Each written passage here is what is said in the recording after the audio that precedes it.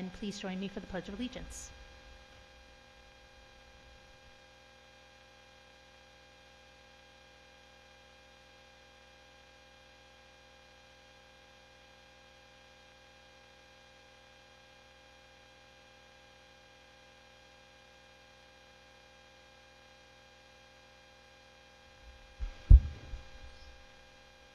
Okay, so we're going to start our meeting tonight with announcements. And I'll start with you, Ms. Howard. Do you have any announcements? No. These mics are really nice. They're really, I think, can I leave it? Let me see. I have to test this here. I'll leave it here. No announcements.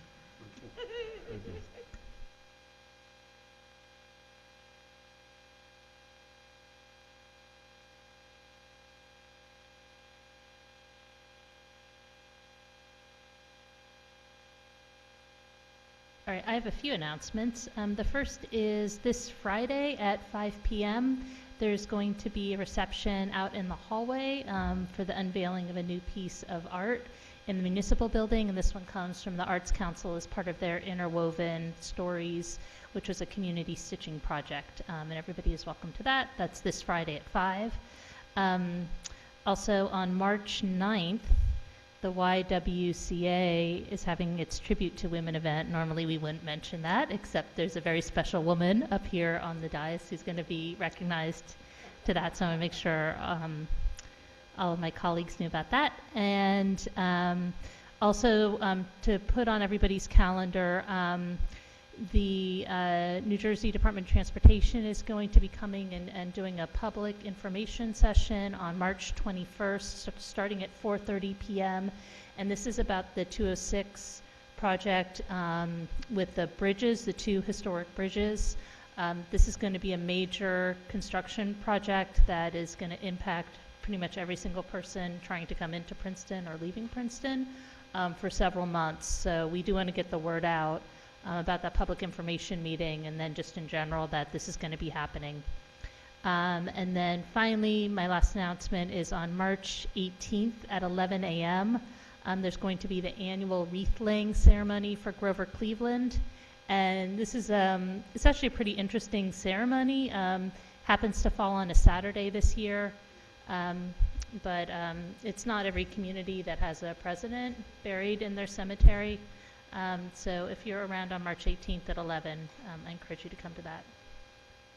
And are there any staff announcements? Chief Sutter.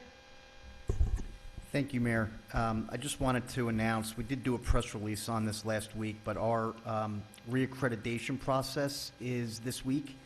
The assessors from the state will be on site in our police department March 2nd and March 3rd. And they'll be going through all our policies, procedures, all our operations, riding with officers and doing on-site inspections. And the members of the public are invited to call on March 2nd our main number and press 0, and the dispatcher will put you through to the proper extension to make comments about the police department. And those comments will be taken again Thursday, March 2nd, between the hours of 10 and 12. And again, if you Google Princeton Police Accreditation, you can get the full press release with the information.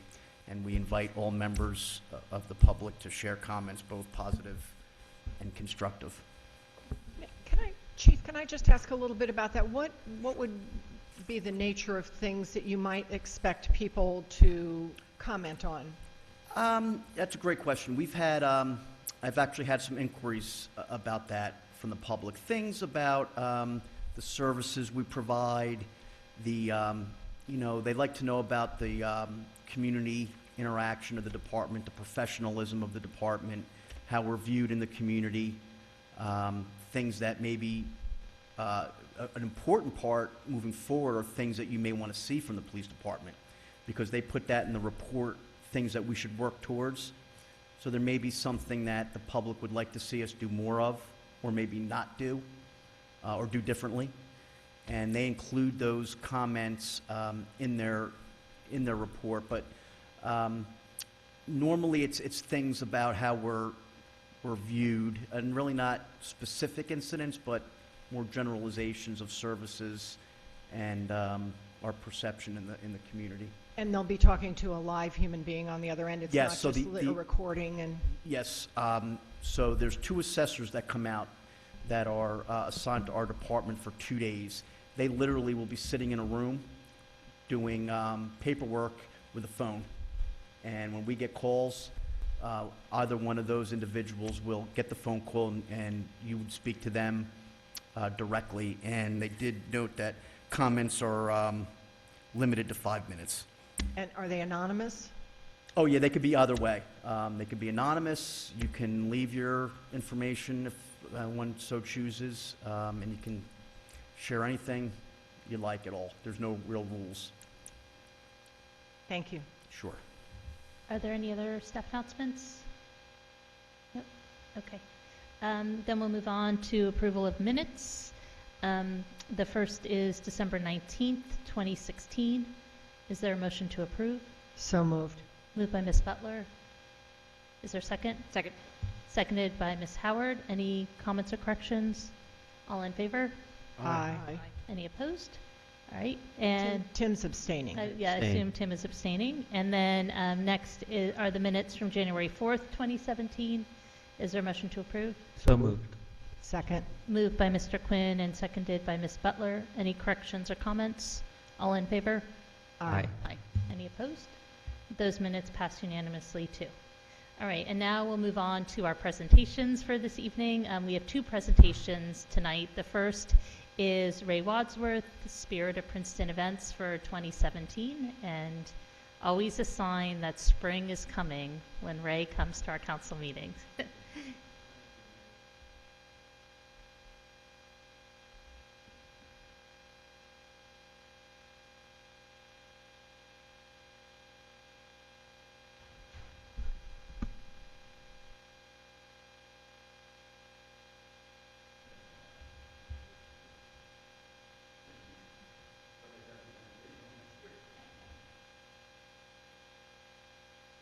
Maybe it's on.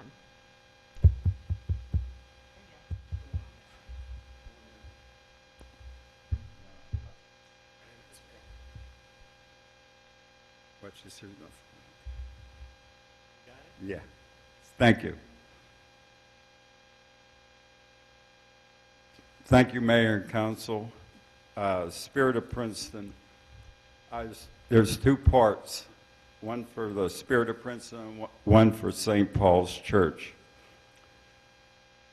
Spirit of Princeton, this 2017 Memorial Day Parade will be on Saturday, May the 27th, from 10 a.m. from Princeton Avenue to 1 Monument Drive or Old Borough Hall. Flag Day is Wednesday, June the 14th, 12 noon, Witherspoon Hall. We have the burning of the flag the proper way to put Old Glory to rest. Veterans Day this year falls on Saturday, so I moved it from Saturday till Monday the 13th because there's so many school children coming lately. St. Paul's, we had over 60 children. Lewis School came over with around 20, and the children still talking about Veterans Day. So that starts at 11 a.m. at Nassau Street and Mercer Street, and the police do a great job up there with traffic. The American flag and the POW flags to be put up on Nassau Street, Memorial Day to Veterans Day. I would like council, mayor and council to waive all permits for the Memorial Day Parade, Flag Day, and Veterans Day. And that's it. Do you want a motion? Yes, please. I move that we waive the fees associated with the Veterans Day and Flag Day. Flag Day And Memorial Day too. and Memorial Memorial Day. Day, All right. fees for Ray. Thank you. All right, and it's been seconded by Mr. Miller. All in favor? Aye. Any opposed?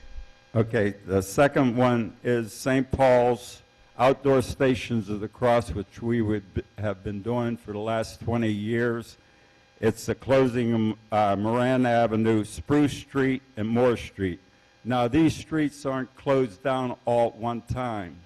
They close down Moran Avenue, we go down to Spruce Street, and they open up Moran, and we go down Spruce to the driveway up through the cemetery, and from the cemetery over to Moore Street and back down to Spruce.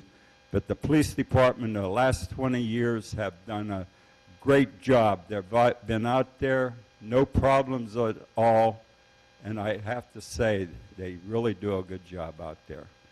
And that's all I have. I want to thank everyone and to thank council for support of the Spirit of Princeton and St. Paul's Stations of the Cross. Thank you. Thank you to Spirit of Princeton.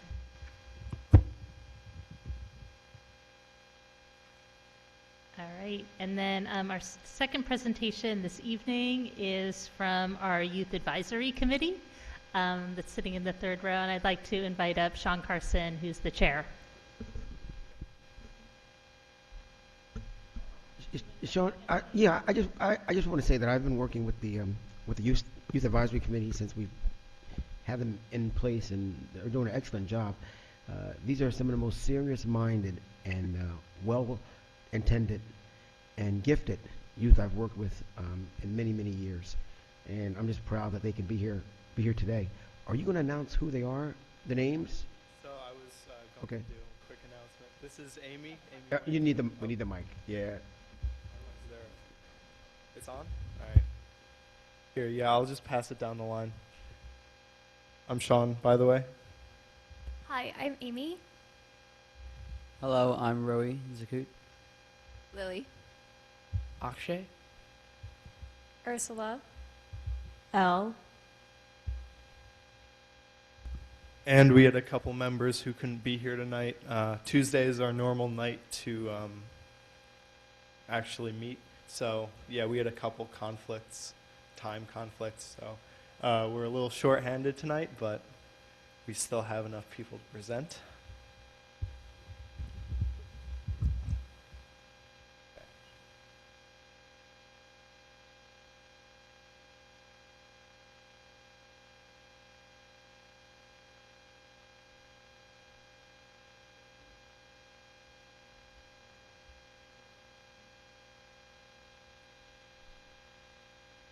You're going to be the first person doing a presentation on our new equipment. Yeah. So the youth meet every the fourth Tuesday of the month from 7 to 9 p.m.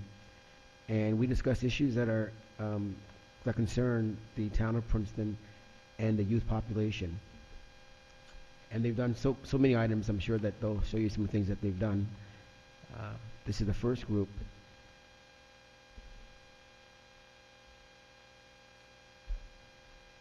And also, Joe Maroli is here. He's in the back. He's one of our youth advisors also. And he works with us. He's representative of the Recreation Department. And we also have Jackie Schreiber, and now we have Fred Williams from the Police Department.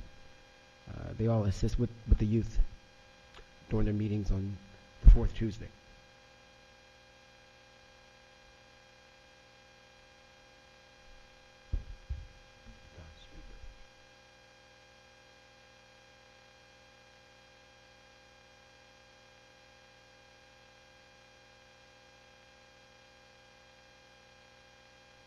Well, thank you. I'm really enjoying this new mic. I may take it home.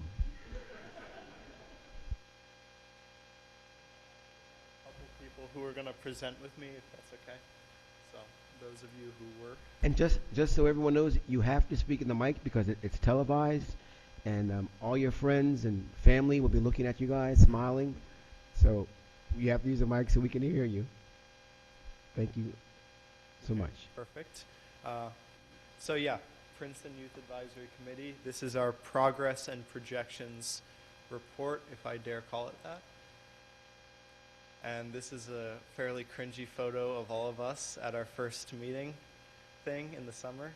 Okay, thank you for getting that off the screen. So our original goals when we were established were to, one, gauge the interest of teens towards certain issues and what they thought were the most important, what they thought were less important. And we wanted to do that just so that we took the people we were representing into account for all of our future decisions. Secondly, we wanted to establish the Youth Advisory Committee with the community and with other groups that could help us along the way with whatever we were doing. Yeah, so for the for the past project, our first item on the agenda was to gauge where students wanted us to put our efforts into. So we sent out a survey across 4 different schools. So between Princeton High School, Hun, PDS, and Stewart. And we collected 471 responses.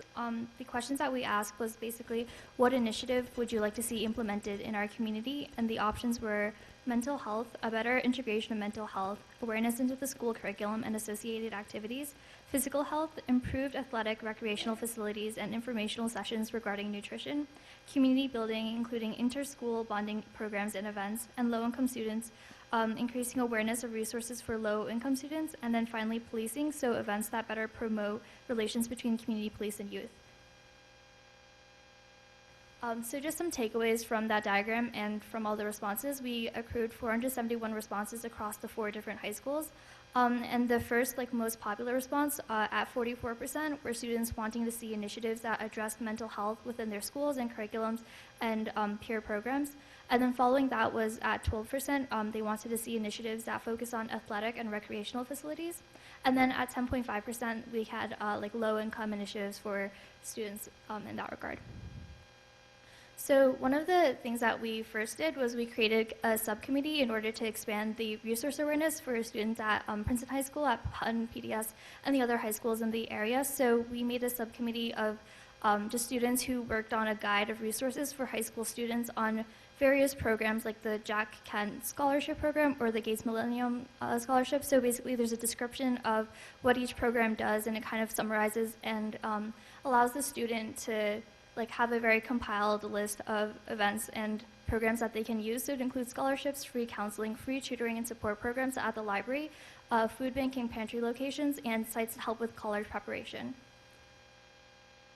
And the above is just a screenshot. So in the future, we hope to get this distributed at guidance counselors so that they can give it to their students, and for students who qualify for lower reduced free lunches.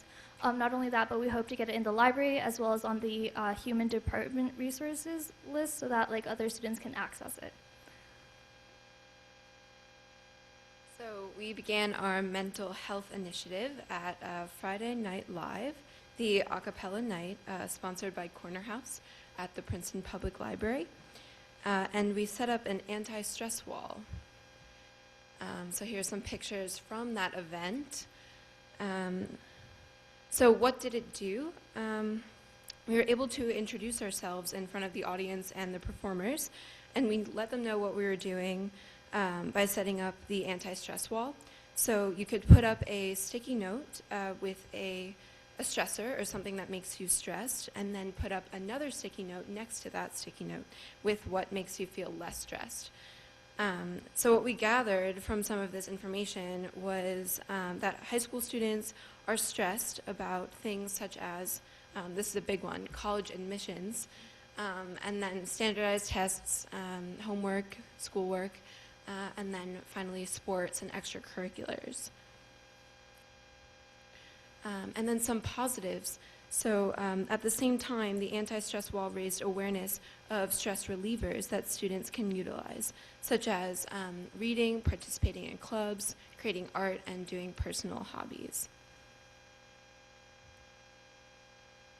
So a major thing as a youth advisory committee, we discussed about reaching out to other organizations. And since our main issue was mental health, we decided to implement a program or some sort of study that high schoolers could learn about mental health. And we discussed this with a PHS psychologist, Dr. Rosenfeld, and some peer group leaders at PHS.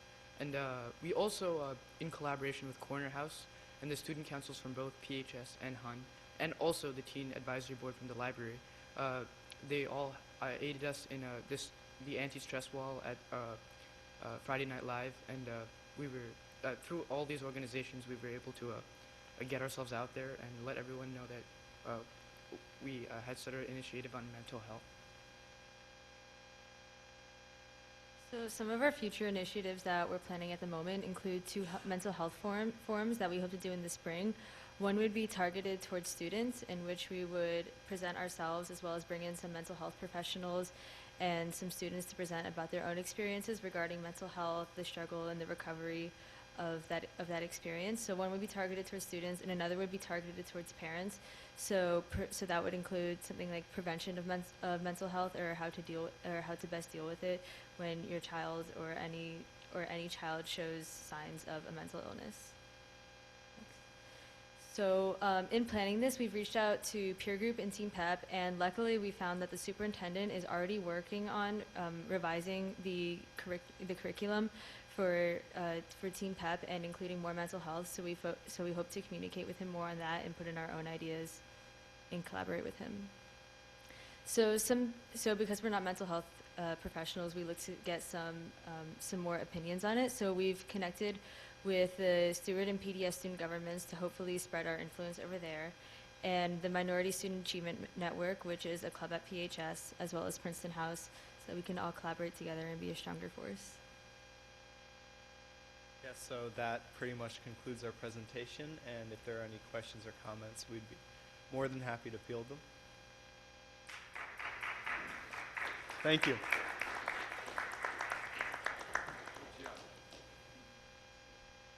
Thank you. Can I ask a question? Yes, Ms. Can I- Butler. This Sure. is open to anybody. I was just going to ask, were you surprised by the results of your survey? And how many young people are stressed out? You know what? We were very surprised. We were surprised with, first of all, how many responses we actually got with this. That's a lot. Because talking with some of the liaisons for PHS at least, they normally get around 80, and that's a very liberal number of responses per survey. Secondly, we were very surprised that 44% of respondents chose mental health as the biggest issue for teens right now. That is just an overwhelming majority, and we saw that, and we know that that's something that we really should be focusing on. When did you send out the survey? We sent out the survey November, I believe. Amy is looking at that right It's now. all a stressful time, but I was just Yeah. trying to see whether there was a correlation. I don't know when you could send it out that wouldn't be stressful, but Yeah, maybe after college acceptances come in, maybe. you'd get a different result. October? Yeah, it was sent out in October, I guess. So, And do you feel that there are adequate resources? You obviously have a path forward and some recommendations you're going to make and resources you're going to call upon, but do you feel like it's an adequate amount of support for the things that are stressing high schoolers? so we feel like there potentially is an adequate amount of resources, but the big problem is not a lot of these resources are utilized by all teens in Princeton. A big thing is there's just an overall stigma towards mental health, and people don't necessarily look for help when they really should be looking for help. Do you think if there were things that were integrated into the curriculum where everyone sort of had to participate on a level, that it might be more effective? So that's getting into sort of a tricky subject. We know for health class, for example, you'd think that's theoretically everyone having to participate in a mental health thing, but we found that the way the health classes do mental health really doesn't register as well as it optimally would with students. Yep. And currently, I'm pretty sure the health curriculum at Princeton High School doesn't touch upon mental health. Like we go over substance abuse, like nutrition and everything else, but mental health isn't actually explicitly addressed. But that's just speaking as under experiences as a junior in Princeton High School. I still have like senior year to see if health teachers do that, but I'm pretty sure that they don't. I know that peer group tries to touch upon subjects like stress and potentially like disorders and things like that, but it's never very thorough. So in that regard, like mental health really isn't addressed at Princeton High School or possibly at other high schools as well. And in regards to stress, I feel like there's like a certain culture at Princeton High School that kind of fosters the competitiveness that ends up driving like a lot of the stress that exists at schools. So students are taking classes that they are not adequately prepared for because they want to have that accelerated class under their transcript and things like that. Who are your council members who aren't here tonight? Could you mention them by name? And could you also identify the schools that you're from? The slide of the photos? Okay, yeah. Yeah, we'll actually go to a slide with a photo of all of us so we can just point, if that's easier, because not everyone is here right now. Because you liked that photo, didn't you? Yeah, it's my favorite photo, yeah. So on the bottom left, that's Leah. She goes to Princeton High School. She is a sophomore. Junior, I misspoke, I'm sorry. Next to her is Jared, who goes to PDS. He is a sophomore.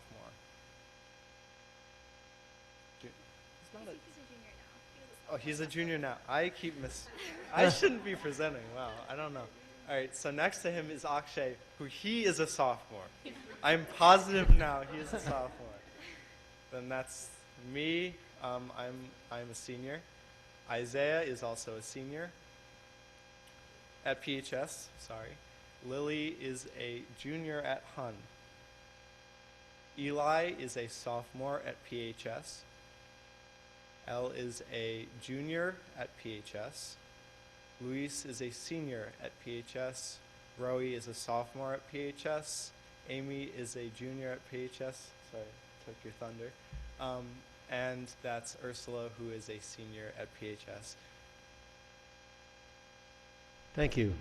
If I could just applaud you on your work around mental health and urge you to continue, and if you need more resources, feel free to communicate that to Lance. And in the meantime, people who are stressed about college, I would suggest what I think is one of the best books written about this process. It's called Where You Go Is Not Who You'll Be, and it's by a guy named Frank Bruni. And all copies are out right now, Princeton Public Library, but I highly recommend that anyone who's applying and their parents read this book.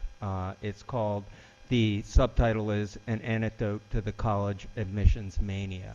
And I think that we do our youth a disservice if we don't point out that, that getting into the good college is not the be-all and end-all of everything, and that sometimes you wind up in the place that's right for you.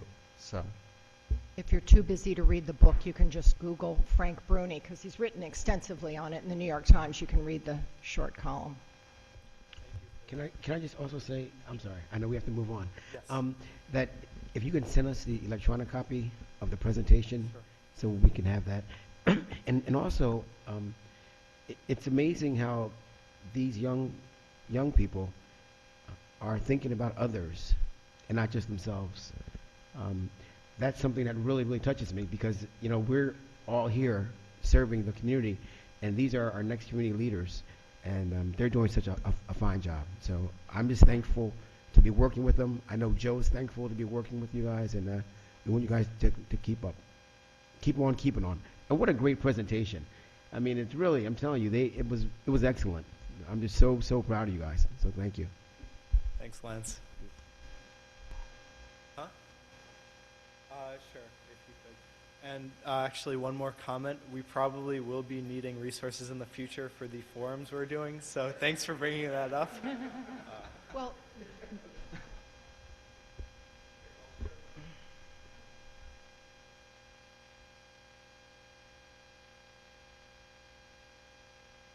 And yeah, that's pretty much the end of our presentation. Yeah, thank you very much. Thank you.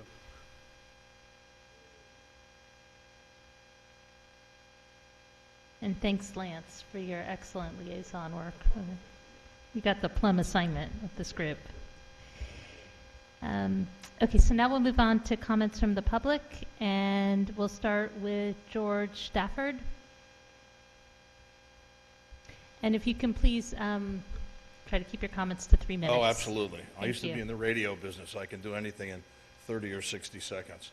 My name is George Stafford. I live at 16 Kitchell Avenue in Wharton, New Jersey, but I'm here representing the New Jersey Highlands Coalition and Keep It Green of New Jersey on some issues. We have 2 resolutions we'd like you to consider.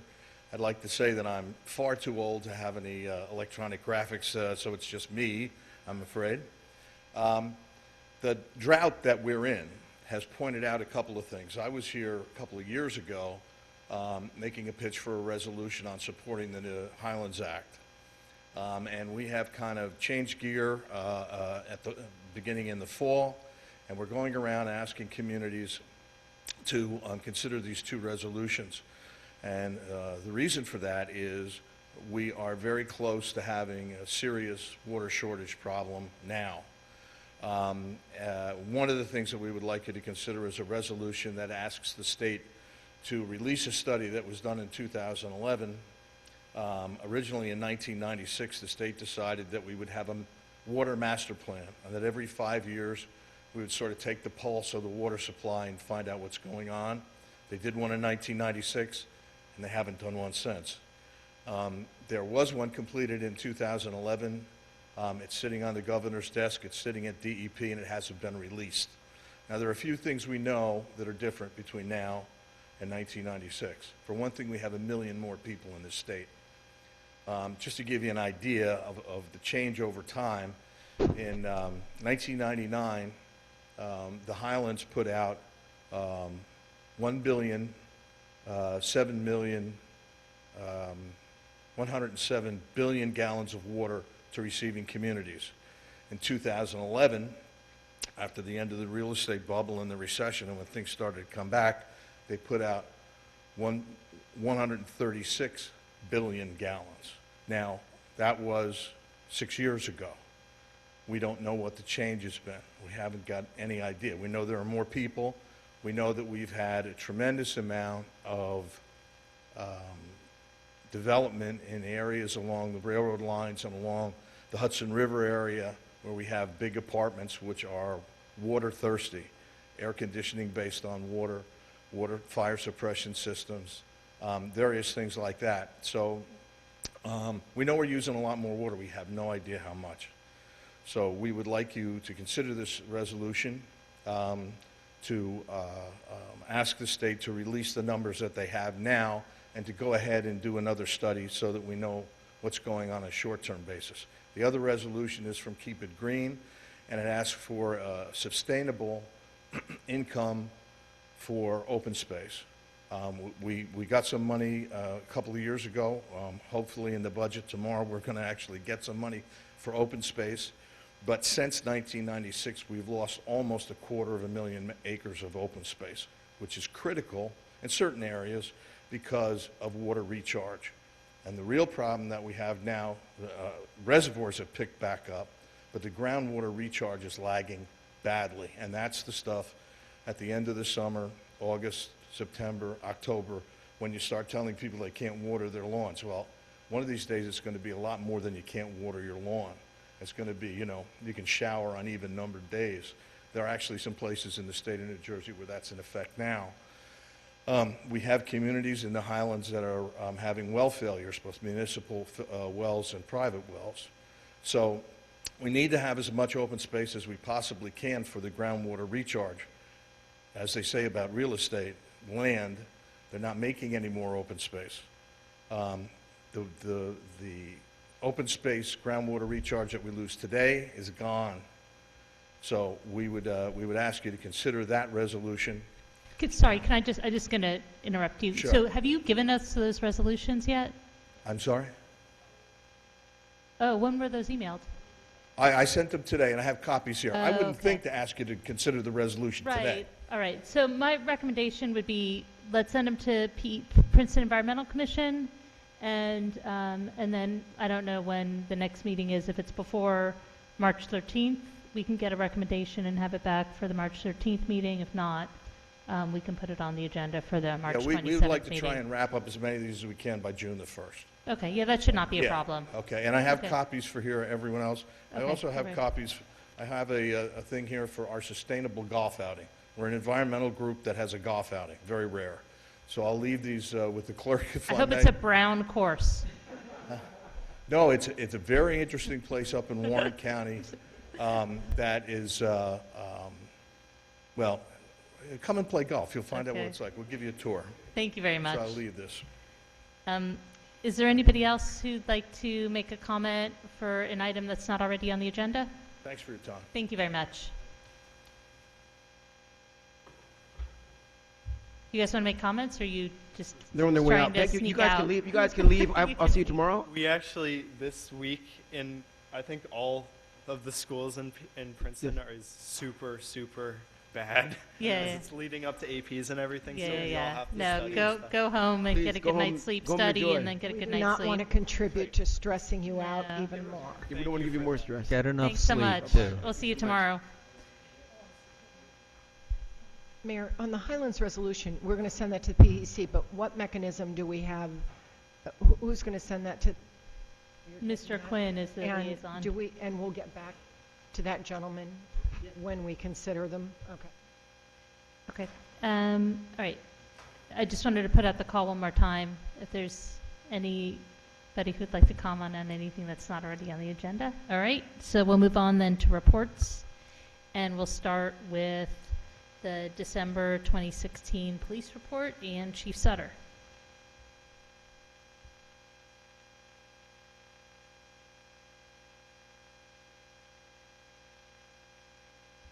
Thank you, Mayor. I just had a couple comments to share with you. Everybody may know that the Uniform Crime Report statistics were out about a week ago for 2016, and Princeton saw December 2015 to December 2016, and Princeton saw a decrease in the uniform crime reporting of about 11%. Just a couple comments on that. I'm not a major fan of UCR for the picture of crime or disorder, the state of a community. I think there's some drawbacks with it. However, historically in policing, law enforcement has seen community-oriented policing and criminal apprehension and detection as mutually exclusive. And we've learned in recent history that they're not. In fact, they're interdependent. You have to be active in your community. You have to have those partnerships to prevent and detect crime, and we work with the community to do that. So what I'd like to submit is that I would like to think and do think that all of our interaction with the community and our presence in the community is maybe showing dividends. And while you can't maybe prove it empirically, philosophically it really seems to line up. So that's a culture that we've been working on in the department as well, is that you can do those things that the police weren't historically known to do and still prevent and uncover crime. So just a little tidbit there.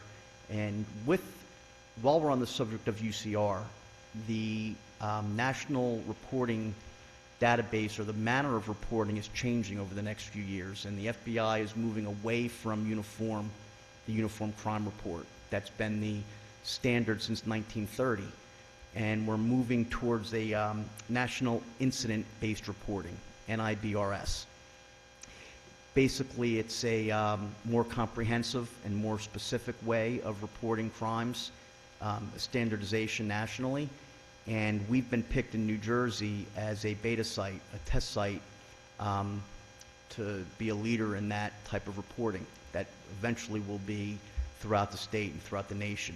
So this is a process that's going to be taking place over the next 2 to 3 years. I think the target date is 2020 for it to go active. We've started the process, and I think as this occurs, we'll be getting more specific information and a better process than what I personally think UCR is. So just some kind of high-altitude comments on the state of policing in Princeton, and I can take any questions that you may have on the report itself. Ms. Howard? So that's helpful background, Nick, and will it change the way you do any reporting to us, or? I think we're going to have a lot more, well, yes, I think it will. We're going to have a lot more specifics nationally to compare ourselves to. Benchmarking is extremely difficult with UCR. As much as it's meant to benchmark, it doesn't work, and it's very hard to compare ourselves against other communities, and I think that's one of the benefits that we'll see coming out of the NIBRS model. And congratulations on what was the good news, but I think we, along with what you're saying, we may not want to make too much of a big deal out of the drop in crime, because sometimes the numbers are small, and we've seen with small n's too, a little shift. Very looks true. Really dramatic, and you can read too much into either drop or an increase. Very true, and exactly, and you hesitate to, we'll certainly try to capitalize on good news and express that we think it's from, we'd like to think it's from our partnerships and from our community interaction, and philosophically, you hope that that's the case. But again, it's very, to your point, very difficult to really prove with the ends that we have. Yeah, I mean, it's a core. Semesters of statistics are taught about how to deal with these small n issues, so it's hard. But two specific questions. One thing that did go up, it looks like on the report, is larceny in December. That seemed like a statistically significant increase. And is there anything that happened in December that we ought to be worried about? Or no, I don't. I did see that, and I don't see it as anything, as a trend, if you will. I think as you go through time, you see those things kind of level out. So the final question is, at every meeting, somehow it comes up, what's going on in Washington tends to permeate what we're doing. We know it's subject of a lot of discussions in the community, and one thing we've been talking about, of course, is continuing our efforts to build relations with the immigrant community. And something that's been reported in the last week nationally is people who are afraid of this new climate have been, there have been examples, for example, of people, visits to hospitals and clinics being down, visits to attendance at churches being down because people are afraid to be out engaging in the community for fear of engaging with federal immigration officials. So, that climate, that's just being reported nationally. I mean, I'm just wondering again here, if you have thoughts on what more we can be doing locally. I know you've had some ideas. You've been talking to SNU. What more we can be doing, to continue the steady course of what we've been doing locally, even amidst all the confusion nationally about policy changes. What can we be doing? Sure. So a couple thoughts there. We have a couple initiatives locally. We're very active locally, obviously, in understanding and dealing with these issues. And we're developing a Facebook page that will be in Spanish. And we think that that'll help with interaction. It'll be a place for people to go to get information that they may not otherwise be able to get from the English Facebook page. So we're doing things like that. We're also trying to think out of the box. You may have heard me say this a lot here. When we have community meetings and other types of formal meetings, part of my frustration is we tend to hit the same people that are engaged. And we're missing those that are underrepresented or maybe fearful to come to an organized meeting of, even if it's in the community, it's still the government when we're there holding these meetings. So we're looking at ways to do things more informally on a grassroots level, officer to citizen, and to continue to form those relationships. And I did want to share another piece of information that I'd forgotten about earlier. I was at a monthly meeting of Mercer County Chiefs of Police. And at that meeting, our county prosecutor is there every month. And we did speak about these issues on a kind of a county wider level, because everybody's dealing with these issues in their community. And the prosecutor did reiterate that the Standing Attorney General's guideline that you hear me speak about so often, that very specifically outlines our role in immigration issues, which clearly defines that we're not allowed to inquire as to immigration status of victims or witnesses. Okay, it clearly says that. And it defines when we interact and how we interact with immigration authorities when there's a violation. So that was, for me, a lot of clarity. There's been a lot of talk that is that Attorney General's guideline still good?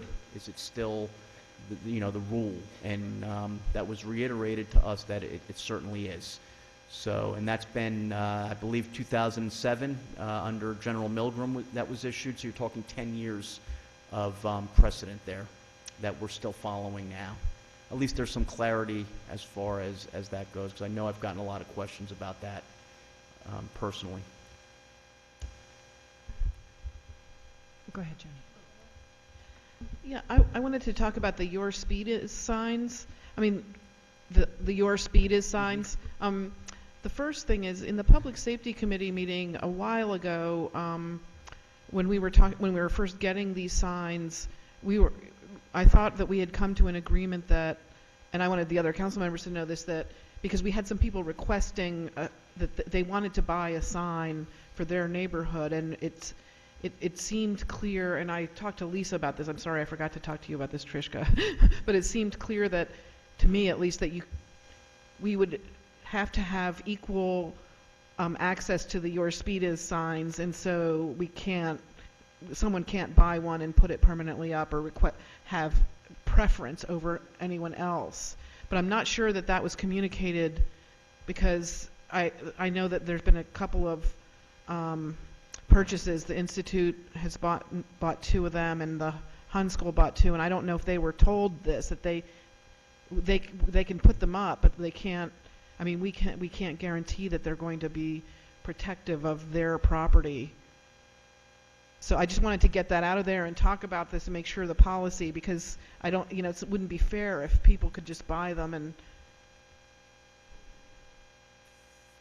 quite frankly, I'll need to speak with our traffic bureau about that and see what information they can give me on. I don't have an answer for you. I hear what you're saying, and I certainly, I'll have a discussion tomorrow and find out what the issues are there, and I'll report back. I think we just need reassurance that that's the policy and that's clearly conveyed, because we did discuss it at one meeting, and then a couple months later, it was a different officer, and I think and so I just felt like it needs to be on the record, this policy, somehow. And I just want to make sure everyone on the council agrees, and we can. It seems pretty clear to me, but I don't know if it did to the officers. I'll speak to them, and I'll put it on the next agenda for the Public Safety Committee so that we can get the information back to you. Okay. Does that work? Okay. And the other thing is about the data. I know that you're working on putting the data from those in our police reports, and that's really exciting. I think it's something that people will be interested in. Yeah, and so I'd like to be a leader in this area and publish the raw data from all of them just put them up on the internet in raw form so that geeky people who want to play with it could play with it. That was part of the discussions. That's a great point. Part of the discussions we were having internally about how to report it is there's a really robust amount of data there. Yeah. And it's even hard for us to interpret. I mean, that's one way to do it, is just to kind of, just kind of throw it out there and let people interpret it the way they do. It's well, I'd like to just do that separate from the report that we get here, so that I guess you're working out, like, I think people here would want to know. Okay. What are the average speeds on the roads and things? I mean, I'm guessing that you can figure out what. Yeah, the data that I see, and it's really a lot. There's a lot of information I there. bet it is, so, and that's why I think again, err on the side of putting it all there. And I know, like, one time during revaluation, some anonymous person downloaded the data and made it all into a form that we could understand and sent it to us anonymously. It was kind of weird, but but it was someone who had gone to a lot of trouble, and I think that kind of thing sometimes happens, that maybe someone might be interested in doing it, and if they're not, it's no big deal to just completely put it raw, so you don't have to do a lot of work. I have no objection to it. That would seem personally. I like the mean, question, as long as you're not having to, I mean, I think which Jenny would understand if there's not data storage issues, and you just have to Yeah. figure out like sort of what form it's in and how you can put it up. and Right. then- Well, I mean, so for instance, the Mercer County, I mean, the state tax division puts up all the data for tax records in a really not user-friendly form, but it's a CSV. I mean, a comma-separated file, and it's super easy to do. It's not that easy to get it and use it, but some people do, obviously. So. One of the concerns that I had and what we were discussing internally was that there is a lot of data there, so how to get that to you and to the public was a Yeah, issue well, we that's were a trying to different, work through. but that's a, I know, So- that seems hard, but I think people, like, maybe you could just take a few selected streets that you did report which streets the machines were on, and then the average speed on those streets. That could be the, kind of the baseline. Or we could present it even to a group like the Code for Princeton group and do it as a competition of how do you take all this data and display it in a way that's digestible. And even for that, you could probably take a snapshot of, I have no idea how big the file is, but like a week's worth of data, and like how do you put that together? So there's some pretty talented graphical people as part of that group. I've been trying to get together with them. We've spoken about this, and that's kind of the questions that we're trying to work through is, way beyond me, so we'll certainly examine it. Ms. Butler, did you have a question? Yes, I did. Thank you. Going back to the question about the immigrants, do you have a plan for reaching out to other groups? I mean, I actually have you said you were a little frustrated that typically when you hold these public meetings, it's the same people. I mean, if you wanted to discreetly reach out to other groups, do you want to hear about that? Like, I think I have some ideas Sure. about Oh, ways in which you can do it, but they would be much Absolutely. smaller groups. Absolutely, and I am interested in hearing ideas, and I invite the ideas. I rely on several of our officers, too. We're brainstorming.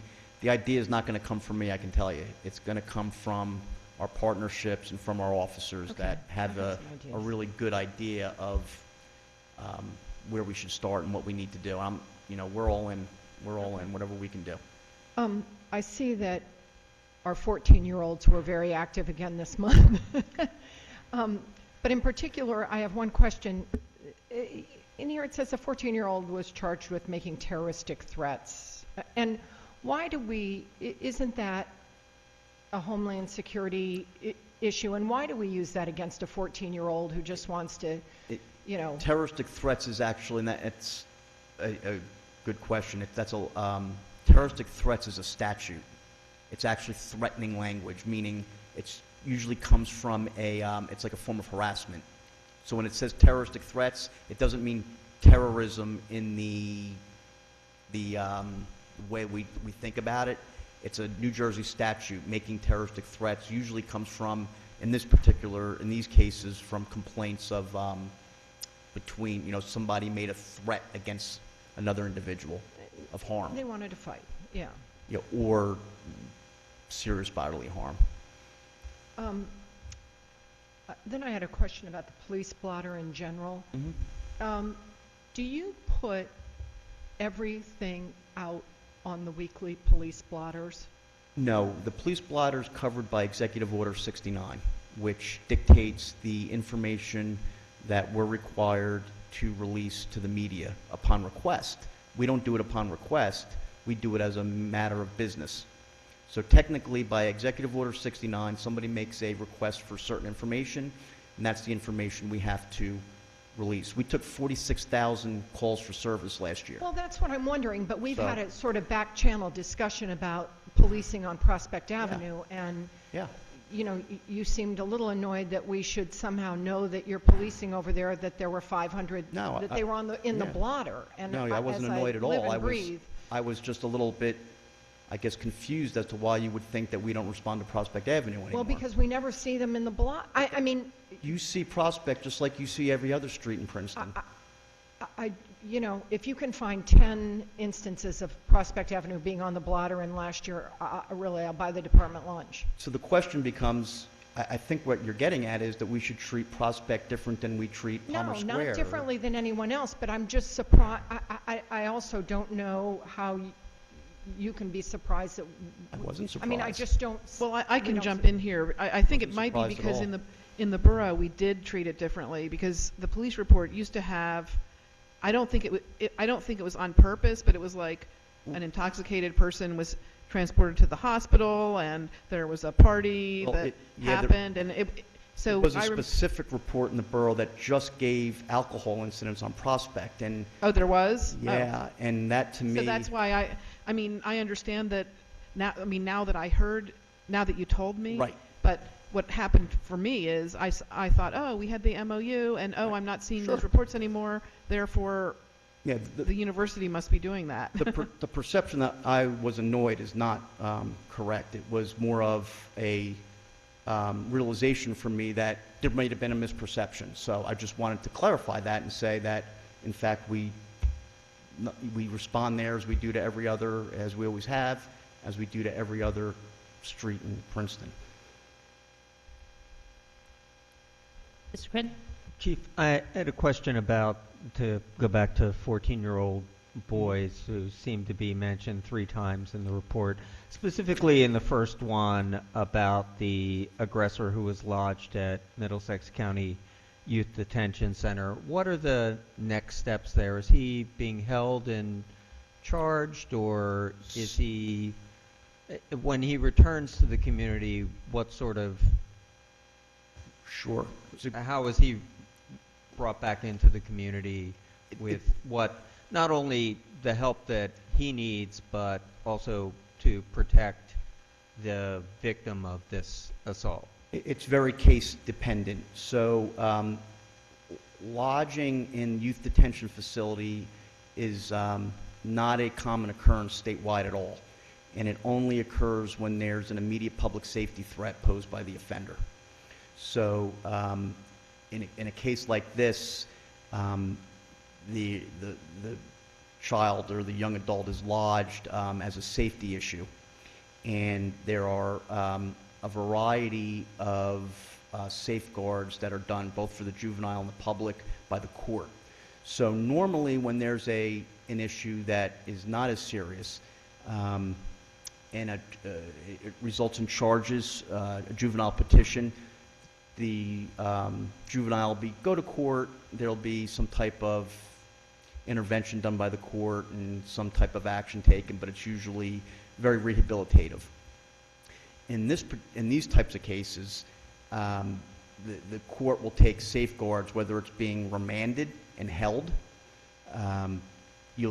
Bracelets, you may have heard the term bracelets, so the court can monitor whereabouts, and then much more serious type of mental health intervention.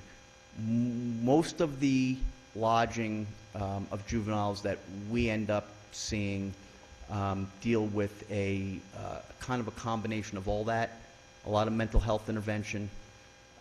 Usually the juvenile is entered back into the community, but with a lot of restrictions, and that's monitored by the court and probation.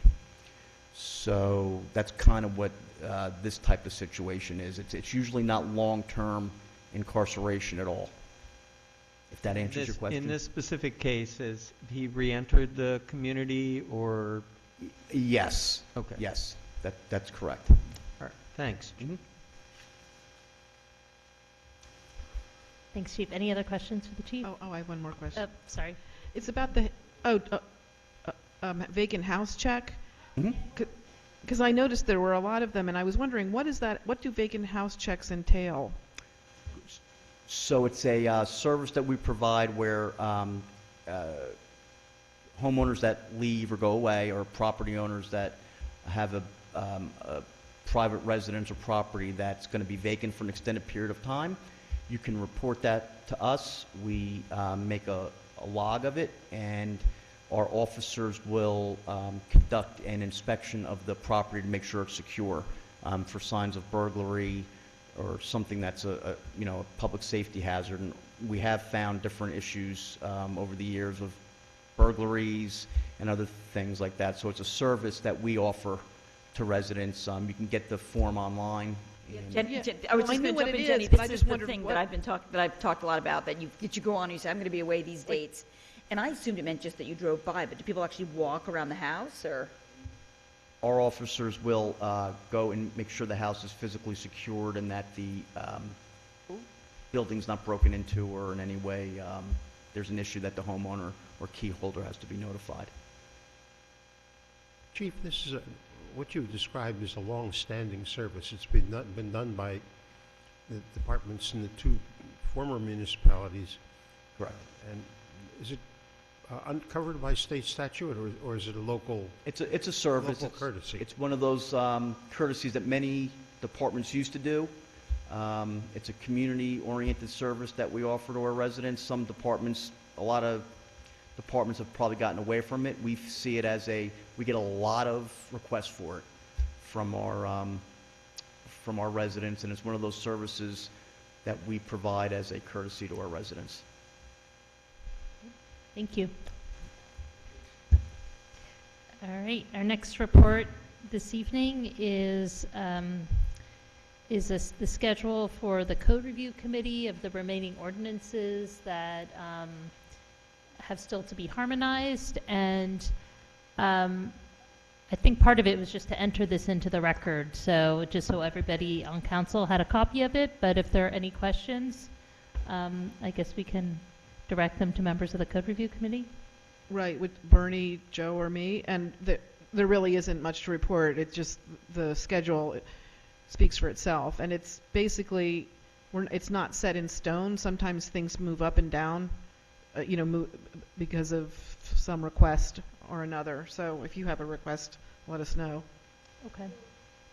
Do you want to say we're close on the streets and sidewalks? Is that, Deanna? No? Yay? No?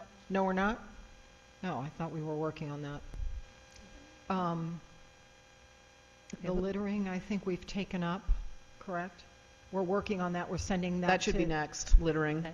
But we're sending it, right, we're sending it to PEC? Isn't that, we've asked them to weigh in on, we're looking Yes. at placement of trash cans, whether there's any evidence, if there's any new thinking out there about whether removing trash cans actually might reduce the litter. We're seeing a lot of litter coming around the trash cans, and so we've asked Sustainable Princeton and PEC to take a look at some of the research.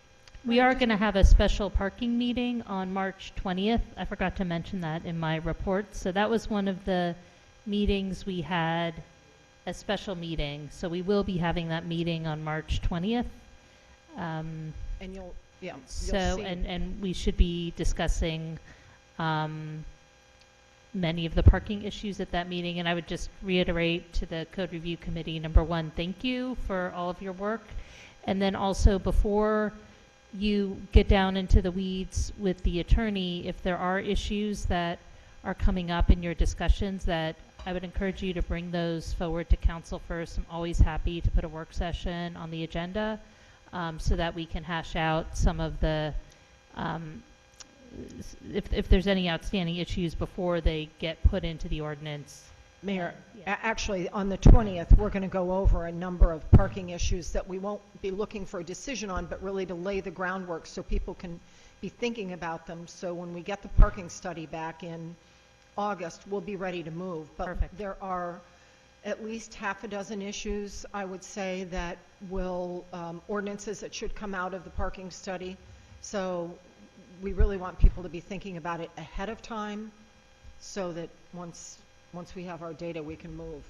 Okay, perfect. And we don't want to waste anybody's time, so we are doing that. And one of the, Joe, I was glad she reminded me of the litter, because that is one that there might be some questions. But I know, because I wanted to ask Mark, because I heard that in Montclair they took away the garbage cans from the downtown and then they decided to put them back. So we want to hear about that. Is that correct? It did. In some locations they did. We also have to be really careful, because I think Public Works took away the garbage can outside of a business that had paid for the garbage can.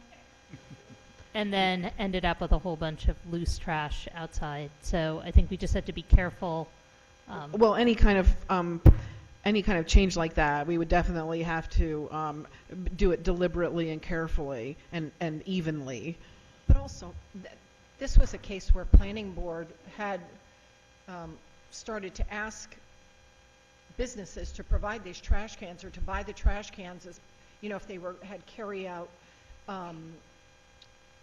food. And in fact, you know, as a policy, I know they thought they were doing a good thing, but as a policy, we may want to require these businesses to have the trash inside, a receptacle for the trash. So it's all up. Yeah, understood. So we'll make sure I and would have a say- work session if Right. it rises to that level of, if there are any decisions that we think are not no-brainers, we'll bring them here. Okay, terrific. And I want to turn to Ms. Howard again, if you have any reports. Mr. Liverman, Mr. Miller, any reports? Oh, yep, we can go back to Ms. Howard. I'm sorry. Just wanted to report that one interesting and I guess unanticipated, at least on my part, side effect of the bizarrely warm weather has been disruption of our deer management program. So just wanted to report that basically the problem with it getting too warm is that there's now greenery for the deer to eat, so the bait is less effective, and so the program is clearly going to be less effective than in the past than we anticipated. And I think what we need to come back, we're trying to figure out, we may need to cut it short just because it may be ineffective and it may be a waste of resources, and we may have to think about next year moving it earlier when we are certain it'll be really cold. Anyway, yeah, I mean, it's Global warming will never get you. who knows? The state has not wanted us to hold it earlier, so that may be an issue. Patricia, have I accurately captured where we are? Or? Yeah, I think that's about right. I mean, we've run into this issue in previous years where it can get warmish in February. I don't think in prior years we've actually had summer in February. But I mean, if any of you have just walked down the street, you can see everything's budding out, grass is growing, so the deer have plenty to eat and they're not coming to the bait piles. White Buffalo reached out to me because I think at this point it's an issue of severely diminishing returns, and they're very conscious about not spending your money if they're not getting the results. So we're in communication with them. We're looking into the best options, but as Heather said it, or Councilwoman Howard, it may be just, we may have to cut the program short this year. So no council action is necessary, but just wanted to give you that update, and we'll, if we do that, we'll obviously let you know. But it's just another unfortunate side effect of climate change. Heather, how long does it usually go? I mean, we had to. It's usually, it's either it's usually 2 to 3 weeks. Again, it depends. Into March? Yeah, the state has never wanted white buffalo to start before the end of hunting season. And hunting season ends, I think it's typically the second Saturday in February.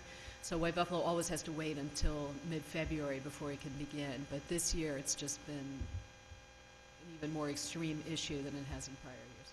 Generally, we've had snow on the ground this time of the year, and the program works better when there is snow on the ground than cold weather.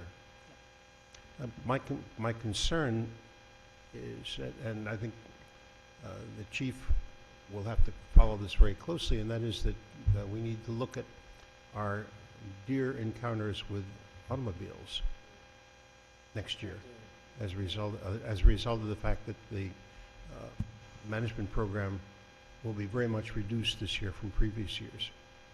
Yes, that's a concern that White Buffalo's expressed, and I can report they're very upset about losing ground through the poor harvest this year, so they're very anxious to help us find solutions. Well, this happened to us once before, not exactly the same way, but the year that we consolidated, for some reason it's really inexplicable, we missed a year in terms of the deer management program, and there was quite an uptick in deer car incidents the following year as a result of that. Bernie's right. So we had just been making up the lost ground actually from that lost year, and so it's really unfortunate that we may have another really low year. And I think you're right, Bernie, that Chief, we could see it unfortunately in motor vehicle interaction. They have managed, I mean, they have managed to remove a fair number of deer. It's just that they're not getting the numbers that they would typically get, but they're expending the same amount of man-hours. So they're seeing the costs escalating. So That's right. That's something that we're looking very closely at. And it's something certainly that gives us more reason to go back to the state and ask to move it earlier, perhaps. So thank you. Thank you. Ms. Carmiller? Yeah, I wanted to just a quick report that there's a subcommittee, which I'm on, of the Complete Streets Committee that's working on the sidewalk master plan. And you might have seen, I think Sam Bunting, who's the chair, wrote a letter to the editor inviting comments from the public. But we're really just updating the plan of ideally where sidewalks will eventually go when roads are put in. So, and we might be talking about policy, which of course will come to the council also, for instance, whether we should continue the policy of having sidewalks only on one side of the street, or should we put them on both sides of the street, and where they should go. So if you have any comments, let me know. Ms. Butler? Yes, thanks. In a couple of our budget meetings, I think at our last meeting, we talked about a possible revenue source coming out of the Recreation Department where fees would be charged to different users of our athletic fields, et cetera. And at the last meeting of the Rec Department, they did sort of starting at the bottom for Tier 4 and Tier 3, they did establish some fees for usage of fields. Tier 4 would be non-resident groups, and Tier 3 would be Princeton resident or Princeton organizations, but not our youth partners, sports groups. And so we're continuing to reach out to them to have conversations about that. But I will warn you, as we get into those groups, there's going to be some pushback, and it goes along the lines of we're taxpayers, why should we have to pay to also use our public facilities? But in fact, I think there are a number of ways. We do this all over town. We do this with the pool, that everybody contributes to the pool, but you also join the pool as a membership. People, master swimmers, want to open the pool early to come master swim. They pay a fee to do that. So we really, it's not unusual that we do charge fees to try to cover specific uses. But just so forewarned is forearmed, that you may hear some pushback about that. People may try to get your ear. But I hope we'll keep the larger picture in mind. And Deanna, are you going to talk about the bid documents for Mary Moss? Then I'll leave that to the boss. Ms. Quinn? Yes, just really quick. PEC is investigating the application status of Central Jersey to open the food waste transfer station in Ewing, to see whether that can be configured to accept residential food waste. And depending on what is involved in that application and what the status is, they might be asking council to support a resolution, to come up with a resolution in support of the application, since it would be a big plus for our own food waste program and would help to spread throughout the county. And we're following up on the EV charging ordinance with Mr. Solo and Trishka that was left over from last year's business, to see whether we can move that forward. And the next night, the bike committee met, and Jerry Foster from GMTA presented about the Vision Zero initiative, and Jenny was there. Very interesting concept to support complete streets, and it seemed that was a theme on Saturday at the New Jersey Bike and Walk Summit at the Friend Center, and one of the keynotes was our own mayor, who covered our progress here to a lot of oohs and ahs from people who were suitably impressed. So I think sometime the perception among some in the community is that we're not moving fast enough on some stuff, and when you get around people who are trying to work toward the same goal, you realize that we're making progress, sometimes slow and steady progress, but enviable progress where other communities are concerned. So Vision Zero is and I'd invite the mayor or Jenny to jump in. It's a data collection theory that looks to Vision Zero is 0 deaths from pedestrian and bike, for pedestrian and bike, and looking at data to reach that goal. So it was described, and I don't have my notes here, so Complete Streets is a toolkit to realize the goals of Vision Zero. Which New York cities? Yeah, New York, and one of the presenters who followed the mayor was Paul Steely-White of Transportation Alternatives, talked about the progress that they've made in New York with Vision Zero. So it's not clear whether we're going to go in that direction.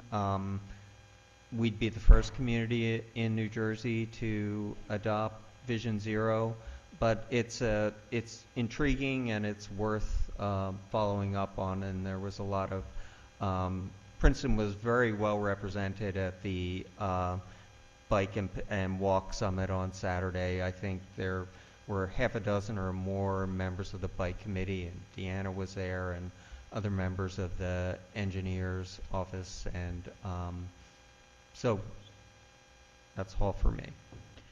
Ms. Crowe? Oh, now I forgot the question I was going to ask. Vision Zero?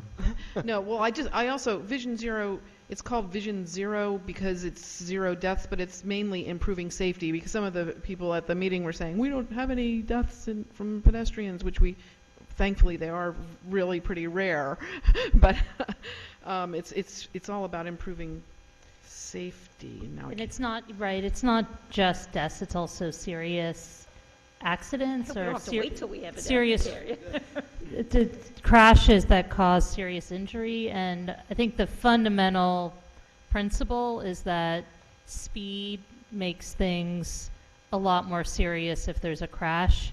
So if you have a car, I use this statistic in my remarks, but if there's a car going 40 miles an hour that hits a pedestrian or a bicyclist, that person has I think a 10% chance of survival, whereas if the car is going 20 miles an hour, they have a 60% chance of survival. And so just that 20 miles an hour difference, it's just the difference between, and so it's saying this is a priority, that we want our roads to be safe, and that you lower the speed limits pretty dramatically, and that it's not so much of an enforcement issue or an issue of driver responsibility or the users. It's really about how you engineer the road, and I don't know. There's a lot written about it online, but it's pretty amazing some of the things New York City has been able to do with it, and it'll probably be a concept that gets talked about at our boards and commissions dealing with transportation. Oh, I remember my question for Tim. It was about the composting. Are you coordinating with Lawrence at all? Since they have a composting program, they'd probably be interested. So I don't know if not you, the Environmental Commission. No, but I can bring it back to them and see if they would like to. Especially when you just ask somebody to sign on to something, it's not a big lift for them. They might want. I think we're all looking to this Ewing facility as the answer to a lot of prayers. Thank you. Well, because they're already doing some, aren't they? From they the are. windrows They or are something? mostly institutional and Okay. and commercial. Okay, I have two quick reports. The first is just a heads up to council that the Terrace Eating Club is applying to the Historic Sites Council at their meeting on March 9th to expand the boundaries of the existing historic district. For some reason, they weren't included with the other eating clubs. So it's a heads up. And Mayor, can I ask a quick question about that? That's not some sort of prelude to a change in tax status. one would hope not. I mean, we have, I would say Princeton has quite a few historic districts. I mean, I'm sure the Witherspoon Jackson neighborhood would be excited if they thought that getting historic district would mean they would become tax exempt. But clearly that's not our position. That is the concern, because there was the lawsuit that went up to the Supreme Court. Cottage? Right, I believe Yeah, so. back, when was that? About 10 years ago? Was it that long ago? Just for Mark's edification, you might want to get on the Google machine and take a look at that, but we ought to keep our wits about us on that. Yeah, I agree. And then the second is everybody should have received a copy of this letter that I wrote to the Division of Taxation, and just wanted to formally let everybody in council know and the public know that we did write a letter to the division asking for relief from a requirement to completely renumber our tax maps. So when we consolidated, we made sure that there were no duplicates in terms of the numbering, but the state legislation says you need to start with one at the upper left-hand corner and then go across. And when you have a consolidation, that requires an incredible amount of disruption, and it would be an expensive prospect. So Very expensive. correct, $100,000 I mean, expensive. the public might be interested. This is not some insignificant cost to bear. Plus, it would, everybody's records, personal records, it would change too. It would Correct. be a big hassle. Correct. So we're waiting to hear back from the state, and we'll keep everybody posted on that. Thank you for doing that. Yes, thank you. Is there, does our tax He was at the assessor meeting, yeah, as but was does he Deanna. have a role to play in terms of, I mean, is there more advocacy we can do in terms Well, of the one letter writing? person who was not at the meeting was Marty Gould, because he had a last-minute emergency, but I think he can be an advocate. I know Neil has been in touch with him, and he's supportive of our efforts. And if you know anybody at the Division of Taxation, you can put in a good word. Are there any other staff reports? No? Okay, so then we'll move on to, oh, yes, sorry. Sorry about that. I've got a few updates. I'll try to keep it short. We were contacted by New Jersey American Water. I don't know if you're right in your mic enough. Okay. Can you hear me? Okay. New Jersey American Water is proposing to replace the water main on Route 27 between Snowden Lane and Harrison Street this summer. They had an initial meeting last week with New Jersey Department of Transportation, and we will be meeting with them tomorrow, police representatives as well as engineering. So we will be talking about what a potential schedule might be. It looks like it's a 3-month project. They had proposed to start the work after Princeton University is out of session and after graduation.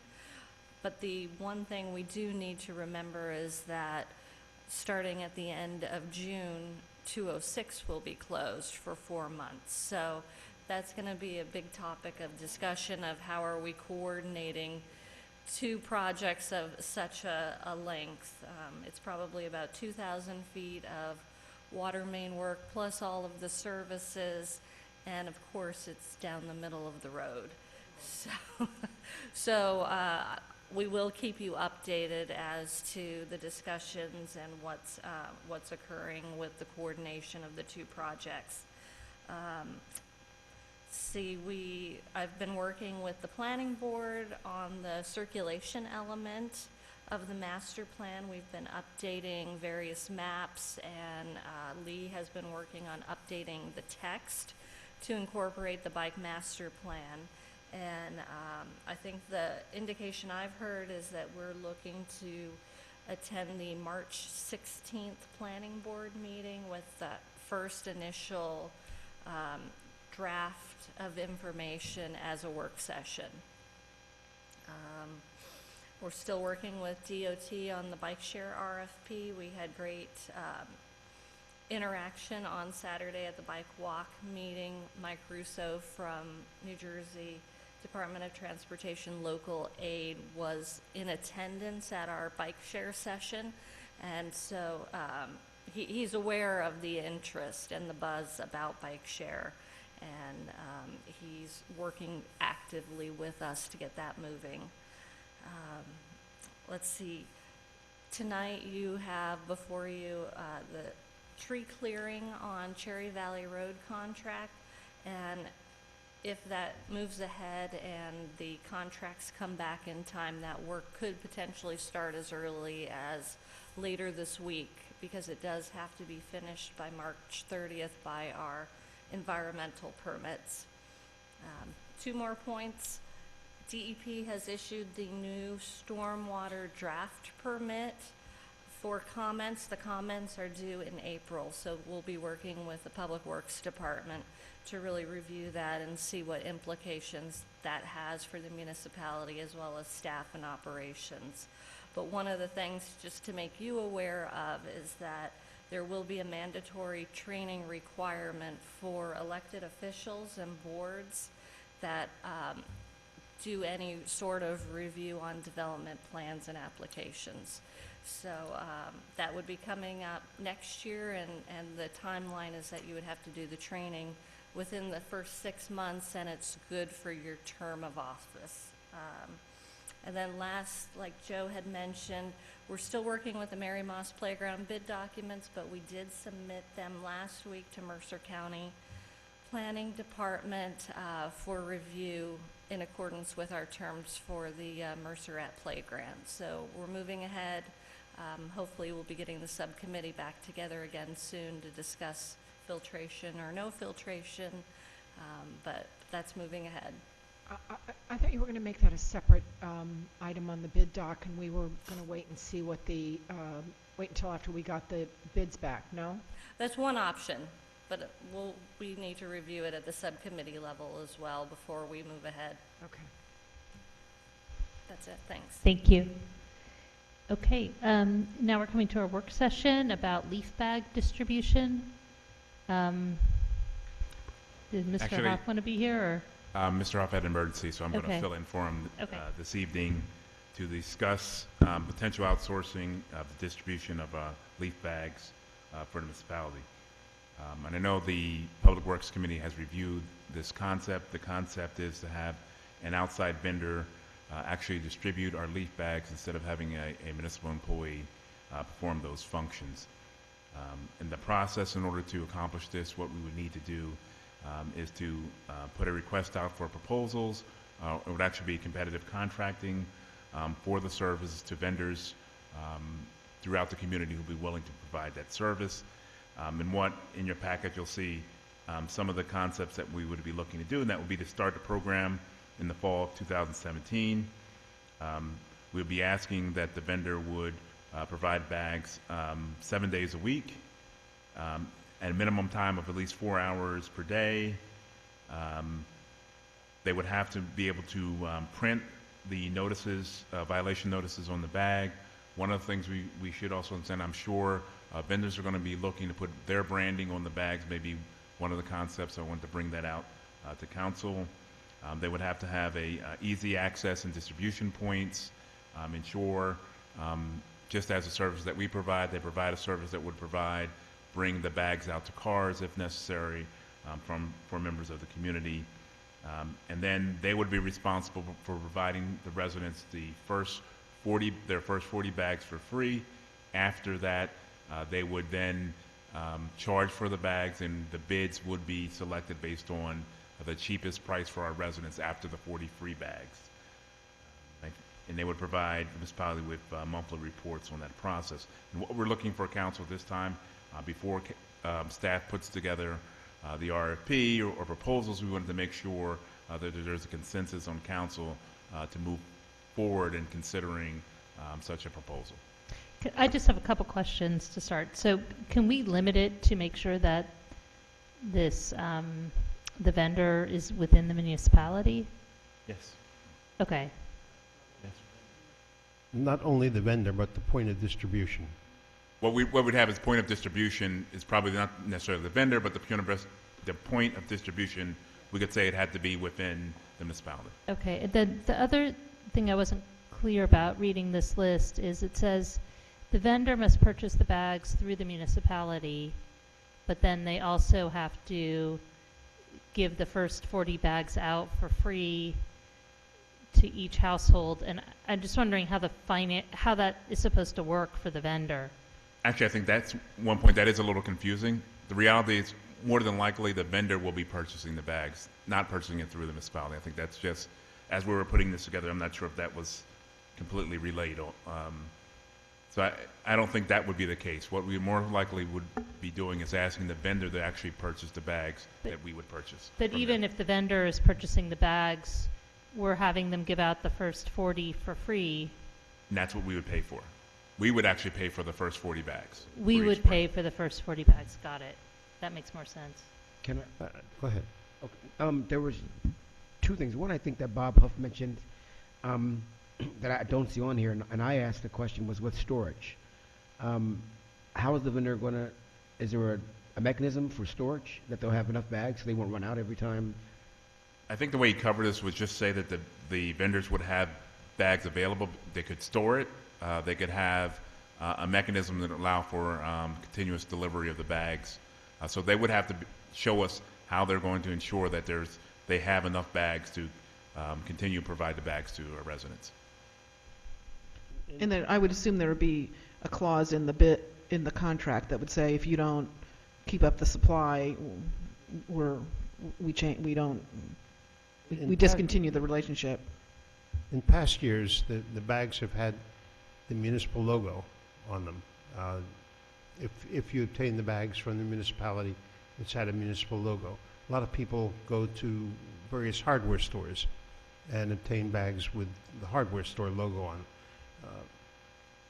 We've introduced a new requirement here that we didn't have before for the bags, and that's putting a violation notice on them. And I'm wondering if there's a little bit of creep here in terms of increasing the requirements that we're putting on the bag, and then either we or the vendor will come back and say, well, it's going to cost more to put the notice on the bag, so everybody who wants a bag is going to have to pay another nickel or another dime or something like that for the bag. And I think we need to be careful about what I'll loosely call mission creep here. Sure, it'd be nice to have a violation notice on the bag so that our guys can just use a marker and check off the violation. But if it costs more, do we really want to do it? And the rationale for that is we've had, we've been trying to increase enforcement of the bags. And what that would require us to do is then do a separate, we're actually doing it. If we weren't doing this process, we would be putting them on our bags moving forward just to be more efficient. Instead of someone having to now do a separate violation to the individuals, we could do it right on the bag. Because a lot of times the bags are left there and the residents don't know why. So that's one of the rationale for having it there. And I believe it was something that was discussed, but we can also look at that if that's an issue. Well, maybe could we find out if it's going to cost more we could use Post-it notes, like you can buy printed Post-it notes that you just slap on there or something. I mean, I agree, I wouldn't want it to cost more, but at the same time, I was also wondering if we could, I know we discussed this and I don't think everyone agreed with me on this, but that we could put a notice on the bag that logs and dirt are not allowed to be put in the bag, because one of the problems with the bags is, and one of the violations is when people put branches and logs that are too thick, or they put dirt in them. And so it seems like if we're going to put the violation notice on it, I would like to put something like that on it. So you could just have something, that's what Bob Huff was telling us the other week, that people put rocks in them. So so if you had no rocks, dirt, whatever. Right. I think Bob Huff was pessimistic that would help, but I was less pessimistic. I don't know, we need to maybe get the bid 2 ways or something? Well, that will definitely cost, that kind of printing will definitely cost you a lot more. Well, it would be the same as putting the putting a Violation. Yeah, notice. So, I mean, yeah. I feel like if we're putting a violation Yeah. notice, No, I it agree. wouldn't be I'm- hard but- to put the other stuff on. No, I agree. You still are going to need a mechanism if we're going to be issuing violation notices. To Mr. Miller's point, not everybody is going to be using these leaf bags because people can use other leaf bags, and so you're going to That's a good You're point. going to need to have a way to issue violations. You don't just want to target the people who are using the municipal vendor. So. I didn't think of that, and now I think that's really clear that we shouldn't do it. Because I agree with you. I mean, I think it has to be some yellow piece of paper or orange or something that's really... So, Mr. DeShields, is the violation notice, is that included in the circular that all residents received about the leaf? The rules are. The rules. Yeah, the rules Yes. are. So, And the notice would just be almost a checklist where someone can go and say, this is why we didn't pick up your bag okay. for X, Y, and Z reason. Well, I think that we should try to put an RFP out and see what happens. I don't know what the cost factor is going to be, but I think we should definitely try to put one out. But do we agree that cost is the overriding factor, or do we want to put other stuff on there? I mean, for me, I don't care if our logo is on there. I don't care if I want cost to be the primary concern. And just to be clear, is that what everybody else thinks? Yeah. I mean, there's going to be some printing with whatever vendor's chosen is going to have their logo on it. So I don't know that adding to the same side is going to drive up the cost that much. But yeah, I'd be interested to hear whether that changes the unit price. I think overall this is a great idea that if there were, depending on who the successful bidder is, people have more access to the bags at more convenient hours. Hopefully there's free parking wherever this is. I think it's a great idea. And it frees up public works staff too, to do other things. Okay. Terrific. To fix the kiosks on Nassau Street. All right. And now we come to the main event, which is the introduction of the 2017 municipal budget. And we'll start with the presentations from Mr. DeShield and Sandy Webb. And then I just want to correct the order of the next two items, and I will need I will need somebody to move that we change the order of the agenda, because according to the state laws of how we have to pass this, we first need to do the ordinance, which is 2017-9, and then after we introduce the ordinance, then we can pass the resolution. So before we start, just to get that housekeeping out of the way, is there a motion to change the order of the agenda? So, second. It's moved by Mr. Miller, seconded by Ms. Butler. All in favor of changing the agenda? Aye. Any opposed? Okay. And with that, I'll turn it over to Mark and Sandy. Good evening. Tonight I'd like to introduce the 2017 budget. This year's budget comes to you after a number of months of preparation. This year's budget also comes to you, I'm proud to say, a month earlier than in past years. The budget process this year began in October with the development of a 5-year financial forecast, where we identified a number of trends moving into the next couple of years, one being some decreases in revenue, particularly a decrease of $1.4 million over the next 2 years in our reserve for debt service. We worked closely with the Council Finance Committee. We met a number of times to discuss. Initially, we had projected a $2 million budget gap. We have reduced that to $1.3 million. Through that process, the Council Subcommittee met and reviewed our major departments and to determine where we could find savings. And some of the areas that we reviewed and looked at were the composting program, parking revenues, maintenance fees for the use of public buildings, looking at some organizational improvements through civilianization in the police department and other reorganizations throughout the organization. Although tonight we'll be introducing the budget, this is only the beginning of the process. It is not the end. This is the place where we start and provide the public for the first time the full budget for them to take a look at and make comments. We will have a public hearing on the 27th of March where we'll be looking for public comment, and between now and then we'll still be looking at other alternatives in terms of making adjustments to the budget. So let's look at this year's budget as $62.4 million. And just wanted to give you kind of an overview of the budget. Budget expenditures this year have only increased, and that's just the expenditure side, less than 1%, or $325,000. And we've been working, again, continue to work to manage expenditures.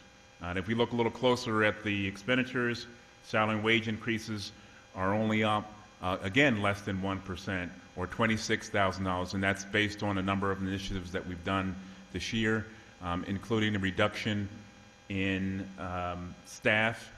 We did a reorganization within the municipal clerk's office. We reduced staff there, and we continue to look at that process. So what's driving, you see these decreases, but however, you'll see that there is an increase in the tax rate this year. So what's driving that? And it's mostly, as we talked about before, revenue reductions in the municipal budget. Our reserve for debt service was down $650,000.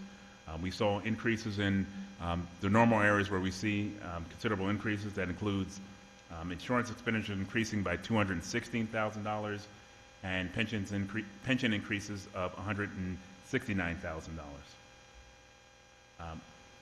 The next slide, we wanted to just take you through the revenues for 2017.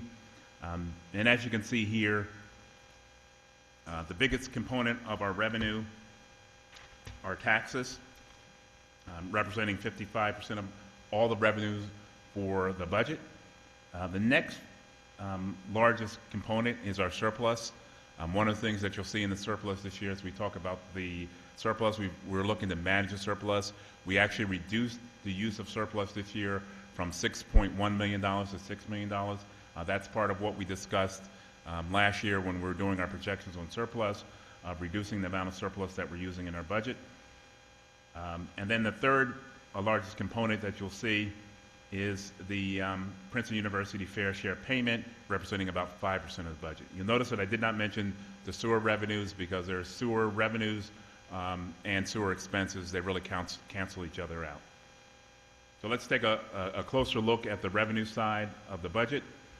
You'll see that the amount to be raised, which is the amount that we'll raise in taxation, up $1.3 million, or 3%. And I'll just highlight some of the major changes in the budget, and we've discussed some of these revenue items before. One being municipal court, which is about midway through. You'll see that's down $72,000 this year. You'll also see, if you go down to the bottom, you'll see where the real changes are, and that's other special items of revenue, which is the second from the bottom. That's down $745,000. That's two components. The one that I talked about before, which is the reserve for debt service, which is down $650,000, and also a reduction in the assessment revenues from the assessment trust. And then I talked about what's that? The assessment trust fund is where we do, for example, when we do the sidewalk assessments, when there is a balance in that account, we're able to use that as revenue. We've looked at that, and we're running out of revenue sources there to provide for the budget. And as I said before, we're down, we're using a little $100,000 less in surplus, and that's based on our discussions last year concerning surplus. So let's look at the expenditure side of the budget.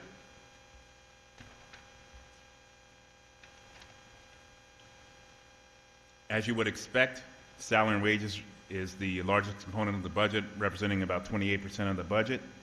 Then we have other operating expenses, which represent about 24% of the budget, and then the next largest component being our debt service, which is about 18% of our budget. So let's look at a summary of the expenditures. salary and wages, as we you saw a little earlier, we've been able to manage that through both some changes that we made, retirements, that's down, and reorganizations, that's down to only be increasing about $26,000 this year. General operating expenses, which are all the operating excluding the capital improvement fund, library, insurance, and pensions, and debt service, that's actually down. It's down by $254,000. But you'll see, as usual, our pensions are up $169,000. The capital improvement fund is up $200,000, and that's based on, in previous years, we were able to use money that was in our capital fund to provide our 5% down payment. That money is no longer available, so we have to raise the whole 5% for our target $7.5 million in capital in the current fund, so we needed to do that increase. You'll see the library's up 1.5%. Pensions, I believe I talked about that a little earlier. Debt service is actually down. This is one of the areas where we found savings because of a reduction in New Jersey Environmental Infrastructure Trust. Mark, can I jump in here, ask you a quick question? The general operating expenses, so did you incorporate the 130 that we talked about in the budget meeting last week? Yes. All that has been incorporated into this. Okay, thanks. So as you'll see, budget's, again, only up less than 1% in total on the expenditure side. So let's talk about what are the drivers in this year's budget. We kind of talked about some of these before: the capital improvement fund, the PERS retirement, interest on notes, the employee group insurance up $198,000. And if you look at that, that seems like a lot, but that's actually a pretty good year. It was only up 3%. We usually see a lot bigger increase in that area, and then you'll see the OE, the consultant that we talked about at the work session, is in there at 130. And then on the revenue side, you'll see we see some decreases in revenue, including $650,000 in the debt service reserve, municipal court, and trust. We kind of already talked about these. One of the things that I wanted to just provide counsel, and I did this at our last work session, is really to try to look at the budget and see what are those discretionary, non-discretionary items within the budget. So I just wanted to break these down for you so you have some idea of how much of the budget is discretionary and non-discretionary. And what I'm just going to go over now is just those things that are non-discretionary. As you can see, our insurances, utilities, pensions, Social Security, our library obligation, the debt service, and reserve for uncollected taxes is roughly $30.2 million. So whenever we're talking about making any decreases in the budget, there's really a small portion of the budget that we're looking at to make those impacts. So what does that mean to the individual taxpayers in this year's budget? If we were to apply the tax rate for this year, the average household, which is $821,000, that would mean an increase in the tax rate of $90, roughly $91, or a 2.3% increase in the tax rate this year. And again, one thing that I want to keep saying is this is the beginning of the process. I know there's some other areas we're going to continue to look at to see if there can be improvements made to the budget. There's been a lot of work put into the budget so far. So I'll just open it up to any questions from council at this point. Do you have any comments too before we open up? All right. I had just a follow-up to Mr. Siller's question at the end of our last meeting, which was last week, about how the projections for the surplus were, the surplus came in higher, significantly higher than we were expecting. Mm-hmm. And did that, when you went back and looked, is that still the case? And do we want to use some of that, for example, for the capital improvement fund or something that would help out this year? We just completed the AFS, and so we're doing an analysis of the why there's an increase in the surplus for this year. Once I think we do that analysis, we'll better be able to guide council on what's the most appropriate thing to do with the increased surplus this year. So that is a possibility. And again, we want to do the analysis to see why did it increase so much. And it may be some rational reasons for it, but we wanted to do that before we make any recommendations. And when is that going to happen? I mean, will we? We're in the process of doing that now, and I know the Citizens Finance Committee wants to review it on Monday, so looks like we're going to have it done by Monday, right? Okay, so then that would come back to council then for an amendment on sometime in March then? Is that? Yes. Okay. The amendment will have to be done after the public hearing. Okay. Are there other questions from council? Mr. Krumler? I think I know the answer to this, but have we looked at the insurance costs? I know the Borough Finance Committee looked at going to a different insurance, and it turned out that the state insurance program was definitely better, but have we double-checked that? We actually have, and we reviewed that with the Personnel Committee. One of the things I also want to do this year is to look at, in terms of our insurance brokers, to go out and see if we can get someone. I like an aggressive insurance broker. I'm not sure if our broker currently is as aggressive as I'd like him to be. So I want to look at those possibilities so we can go out again in the future and look at it. Well, don't we use the state insurance program? Yes. Okay. We do. Did you, your response was that we did look at this, correct? Yes. Yeah, we did during the year. Okay. And you have to have, was there a certain percentage of change that you had to have to make it worthwhile? That we just weren't close to getting, I thought there was a percentage that you There needed, was, and I don't certain recall what it is, savings, right. and we just weren't close to making the switch. I had a question. You have the library obligation down as a non-discretionary spending.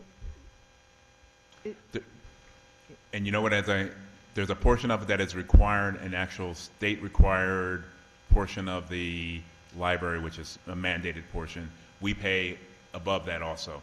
Right. So, and I'm not sure which figure I have to check and just make sure I gave you the right figure for the library, not the total amount, but only the annual amount. So I'll figure that out to make sure. Okay. But just for clarification of that, when you said state mandated portion, did you mean there's a state mandated minimum? Correct. It's not a percentage or It's anything like that. it's It's like actually it's a It's set based on amount. It's based on the assessed valuation. They call it a 1/3 of a mil. So I think it's around 2.9 that we are required to give the library. And I mean, you can see the numbers. We give them certainly more than that, so. Okay, I think maybe in the next, we should have that broken out every time, because I think it's important for us to all be aware of that. I think it reflects our priorities, and I think it's really good, but I still think it's a good thing for us to know and see.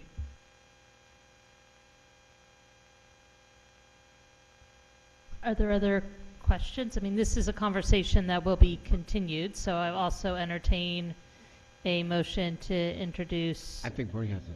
Oh, sorry, I didn't see you. Yeah, I Mr. think the Miller. last time we discussed this, But just in terms of process, we need to do the ordinance first before you do Yeah, anything. no, we changed this. We're all set with that. quick question for you, Mark, and that is, the last time we discussed this, and you pointed out the reduction in the revenue from the court,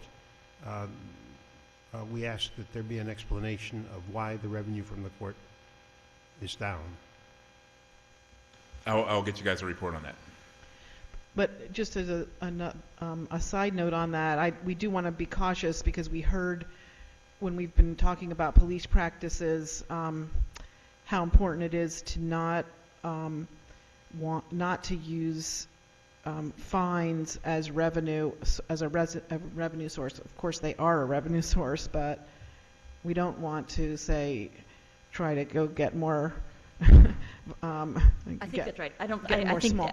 to square the circle of both, I don't think that's what Bernie's suggesting. I think what Bernie's suggesting is, did something happen Why? that, What like, happened? that, we fell down on something that we need to fix, and then we want to be sensitive, Jenna, you're right. We definitely don't want, we're not saying to the courts, you need to produce a certain amount of revenue, because that's exactly what happened. Yeah, but no, I agree with the question. I just wanted to be clear. My question was not directed at the chief in the sense of suggesting that we step up enforcement in some way or another, but I'd like to understand why the court revenue is down. I Understood. And I would say, actually, before we introduce the ordinance, I'd like to open it up. If there's any members of the public here who'd like to speak. No? You said your piece already? Mayor, Okay. I have a question for council. Do I need to recuse or abstain from this vote, given my employment status?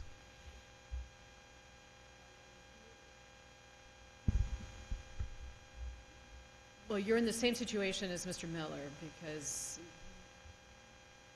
of your wife's service on the library board of trustees, so it's the same conflict. Now, you can't vote on anything, I think you can vote generally on the budget, you can't vote on anything specific to the library. I don't know how because this has been an issue that you've confronted annually, and I just can't recall last year or the prior year how we handled that. Almost, Bernie, did you ask that it be voted on separately? I'm just trying to recall. I can't We did recall the I can't mechanics of remember- it, but it would be for Councilman Quinn, it would be exactly the same process as for Councilman Miller, so. My However recollection- we've done it for the one, we'll do it for the both.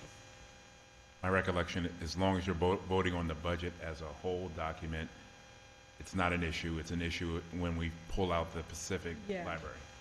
I think that's I the believe what case, and I think happened that's what last you've year, done. so I'm remembering, is that there were some proposals at the last minute about how to bring how to bring down the tax rate a bit, and so there was, we split that up. We That considered sounds a right. cut to the library, or Right. some decrease in our funding for the library. Right. You're absolutely right. Okay, so I will then go back and for ordinance 2017-9, an ordinance to exceed the municipal budget appropriation limits and to establish a cap bank, NJSA 40A 4-45.14. Is there a motion to introduce? So moved. Moved by Mr. Miller, and is there a second? Second. Seconded by Mr. Liverman, and just as a point of explanation, and Sandy can jump in if I say something wrong, this is something we do every year as a housekeeping measure. We are not by any means proposing to go over our cap, is that correct? That's correct. The state limit for 2017 was 0.5%. This allows us to bank the additional 3% to get us up to 3.5%. It's available for us to use for this year and the next 2 succeeding years. So it is a housekeeping thing. It's something we do every year. All right, and Madam Clerk, can you please read the roll? Ms. Howard? Yes. Ms. Miller? Yes. Mr. Miller? Yes. Mr. Liverman? Yes. Ms. Butler? Yes. Mr. Quinn? Yes. All right, and the public hearing for this ordinance will be on March 27th, 2017. And next we come to 17-75, which is the introduction of the 2017 municipal budget. And is there a motion to approve? Moved by Mr. Second. Miller and seconded by Ms. Crummeller. And Madam Clerk, please call the roll. Oh, sorry, yep, let's have some discussion. Before we call the roll, when are we going to have a discussion about sort of the cost savings that we're looking, we talked about them in our morning budget meeting, but I wonder if we are going to outline them for the evening public, the sorts of things that are on our agenda to consider for cost-cutting measures for next year, or Mr. DeShield, I think, ran through some of them during this presentation, but if you want to reiterate those. Some of the areas that we're looking at is reviewing the compost program, seeing if there's continue that program or increase the cost, the price of that program. The others include the parking revenues. We'll be looking at increases in parking revenues, looking at a maintenance fee for the use of public buildings. We're looking at a number of reorganizations, including civilianizing the police department, and also some of the other departments that we'll be looking at. I feel like I missed some, but I think those were the major ones. What about library park? Were we going to look at the library parking policy? yes. Yes, I think that's one that was also brought up. Well, I was also wondering if we could review or get a status on the firehouses, because those are, you know, these big assets that we're holding on to that aren't doing anything for anyone right now. And I don't know how much we spend on maintaining them, or if we should talk about. That's also something that I know the Finance Committee had asked for, and we're putting that together for council. It's also one of the goals is to look at the municipal properties as one of the goals that you set for this year. So we'll do that we'll make sure we get you that information. Is there any possibility of renting either of those for, I can't. Off the top, I couldn't answer you off the top of my head, but we can look at it and see. My other question is about our the other budget we do, so our capital budget, and what's the plan for that and when we would see that? We will be looking, one of the things that we need to talk about in terms of the council is to bring back in March to have a separate kind of work session to go through the capital budget and recommendations on the capital budget. And that will be introduced to you guys at the meeting on the 27th. So at the next meeting, more than likely, we'll need to look at the capital budget. Okay, and then I know CFAC worked pretty hard on these two policies that council passed. So there was a debt policy and also surplus policy. And I just to make sure that CFAC was reviewing the budget in terms of that surplus policy. We're actually meeting next week, and as I discussed before, part of that meeting is to review the surplus policy that we talked about before.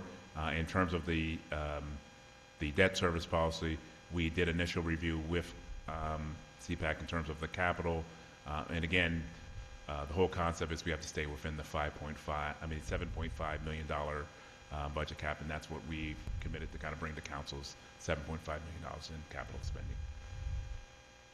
Wait, I didn't really understand what you just said. Are we sticking to the debt policy? Yeah. Yes. Okay. That's the $7.5 million that I will be bringing to you. Okay. Madam Clerk, please call the roll. Ms. Howard? Yes. Ms. Miller? Yes. Mr. Miller?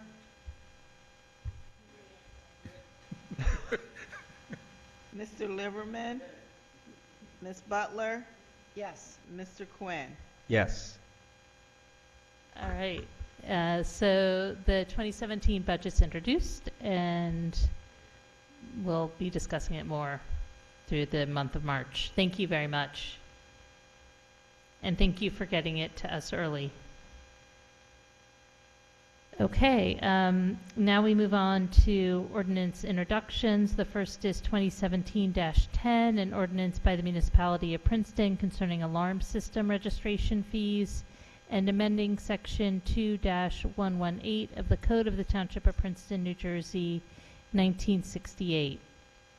And I guess I can start by giving a little bit of background on this ordinance. This is something that Council actually passed, I believe, back in 2015, and the fees were set for a 2-year period of $100 each for a fire alarm and a burglar alarm. And that was intended to be a consolidation of the township and borough ordinances at the time. And it was consolidating to match the township fees. Well, did you see today, we actually did it in 2012 when before we consolidated, we did this. I don't know if you saw that, because that was clear that we did it in 2012. Oh, okay, we bought it in 2012, sorry. No, I thought that too, but we did the fees, and that they were still separate for the two municipalities. Yeah, maybe I'm gonna pass it over to Trishka. Yeah, Lisa Maddox went back through her file just to track the chronology. So in 2012, the borough and the township, separately continued a bunch of ordinances, and I think at that point, both the township and the borough established an annual fee of $50 per year for burglar alarms and for fire alarms. Then when the ordinances were consolidated, following consolidation, I think the fee stayed at $50, but then you went to requiring registration every other year, hence the fee would only be paid every other year, which is why it was set forth in the code as $100 instead of $50. But It's been 50 per year since 2012, but just payable every other year, hence. And I think we part of weren't- the issue is that that was set in the ordinance, but I don't think that is what was being charged when people came in. Well, I From don't- our discussion, so Jenny and I went and spoke this afternoon to Erica down in the police department, who was at the former township also, and it sounds like they had been charging in the former township $25 a year for all alarms inclusive. So it didn't matter how many alarms you have, they were charging $25 per year. And so even though that might have not been in accordance with the ordinance, so when people came in, it was a big change from what they were expecting. So I think it was true, that's what the ordinance said, but I don't know if the chief wants to pipe it, but it seems like what was being charged in practice was significantly less. As the chief, yeah, chief's here. Well, were we even doing it? At charging the people? So the mayor's background is correct. So what I've learned is in the township, they were charging a $25 flat fee. Upon consolidation, we had discussions about the harmonization of the ordinance. The borough police department was never involved at all in ordinances. We never enforced ordinances, collected any registration fees. That was all new on the borough side. We in 2015, Mayor and Council passed the consolidated ordinance in August, and in January of 2016, there was a discussion in council with a member of the public regarding a discontent with the way that the ordinance read and the plans to on the registration fees, and it was our understanding at that time that the fees were going to be reconsidered, and that's where we currently stand. Okay. So if I'm not mistaken, the $100 is for the 1 year? No. It's for 2 years. So it's $50.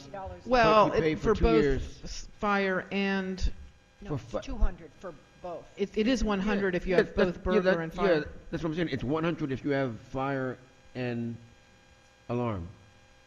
It's 100 per year. Each one is still, it's $50 a year, but it's 100 for 2 years.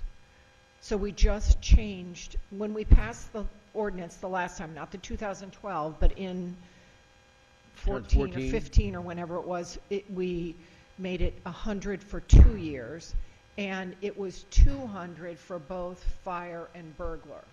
So each one was, there was no discount for having two.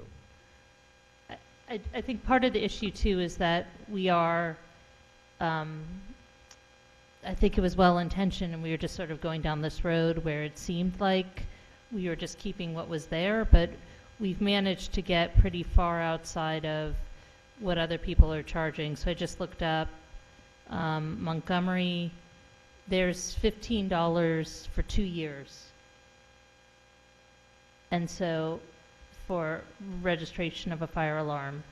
So I think we just, I agree with you. I think we want to be careful about just doing what is sort of within reason of surrounding communities. Well, so like Lawrenceville and Montgomery and South Brunswick, all of them charge under $50? Yeah, so the chief sent out That's right. from something from his survey, and That's right. these say annual registration fees. The Montgomery one's actually for 2 years, so these are either for 1 or 2 years. West Windsor's 25, South Brunswick's 25, Montgomery's 15 for the 2 years, Lawrence is 30, and Hopewell's 20. So they're all, I think the 20, we'd be safe, I think, at 25. That seems more in line with the other communities, and that might be what I would recommend. Why can't we charge 25? Well, That's what have we're to here, change that's what we're the talking ordinance. about That doing. Oh. That's why we're introducing this, because we can either keep it the same and then we don't introduce this, or we reduce the fee, which I've come to believe we should do, even though before I was against it. But when I saw how low the other towns are, and also talked to the person who enforced it, and she said, in our staff, and she said that people were really upset. And I agree that we should not provide, that we want people to register. Well, Chief, we had this discussion a little bit earlier. If we're only going to charge 15 or 25, is it worth the administrative headache? Why do we need people to register at all? And since we haven't really been doing it, right? I know we haven't in the borough. Yes, I hear what you're saying. We didn't, I hate to go here. We didn't do it in the borough. We did it in the township. I think We didn't do it at all in the borough? I found a bill that the Krumellers had paid to the borough for $35 for Let me qualify that. We in the police department, we weren't involved with the registrations, and we did no enforcement. Oh, that's funny. So the fee went to the borough, but it never. Yeah, it may have went through construction, which was out of our purview in the borough, which is probably what occurred. From my historical standpoint, this was new territory, quite frankly. A lot of towns have always done it. There's definitely, it's a resource when we respond to an alarm and it's false. Well, that's a separate question. Could we still keep the part of the ordinance where we would fine for a false alarm, but not necessarily require people to register proactively? That's what, that would just eliminate bureaucracy, right? That's, Chief, I guess that's the question. Is there a law enforcement reason we need people to be registering? Because otherwise, I think, I agree with you, with Councilwoman Butler, that what we really ought to be doing is the fine on the people who are using resources. If you have a burglar or a fire alarm, you're registered with the company. But I think the answer is no, but I want to just So what Erica said when we went to talk to her was that she thought there was a couple advantages of having people come in.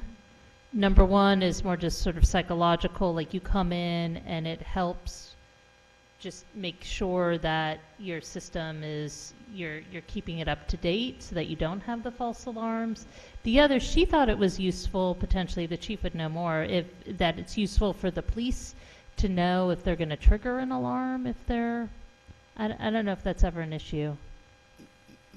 Yeah, as I sit here and I go through all the thoughts in I can't really give you a real strong argument off the top of my head as to the law enforcement, the overwhelming law enforcement purpose.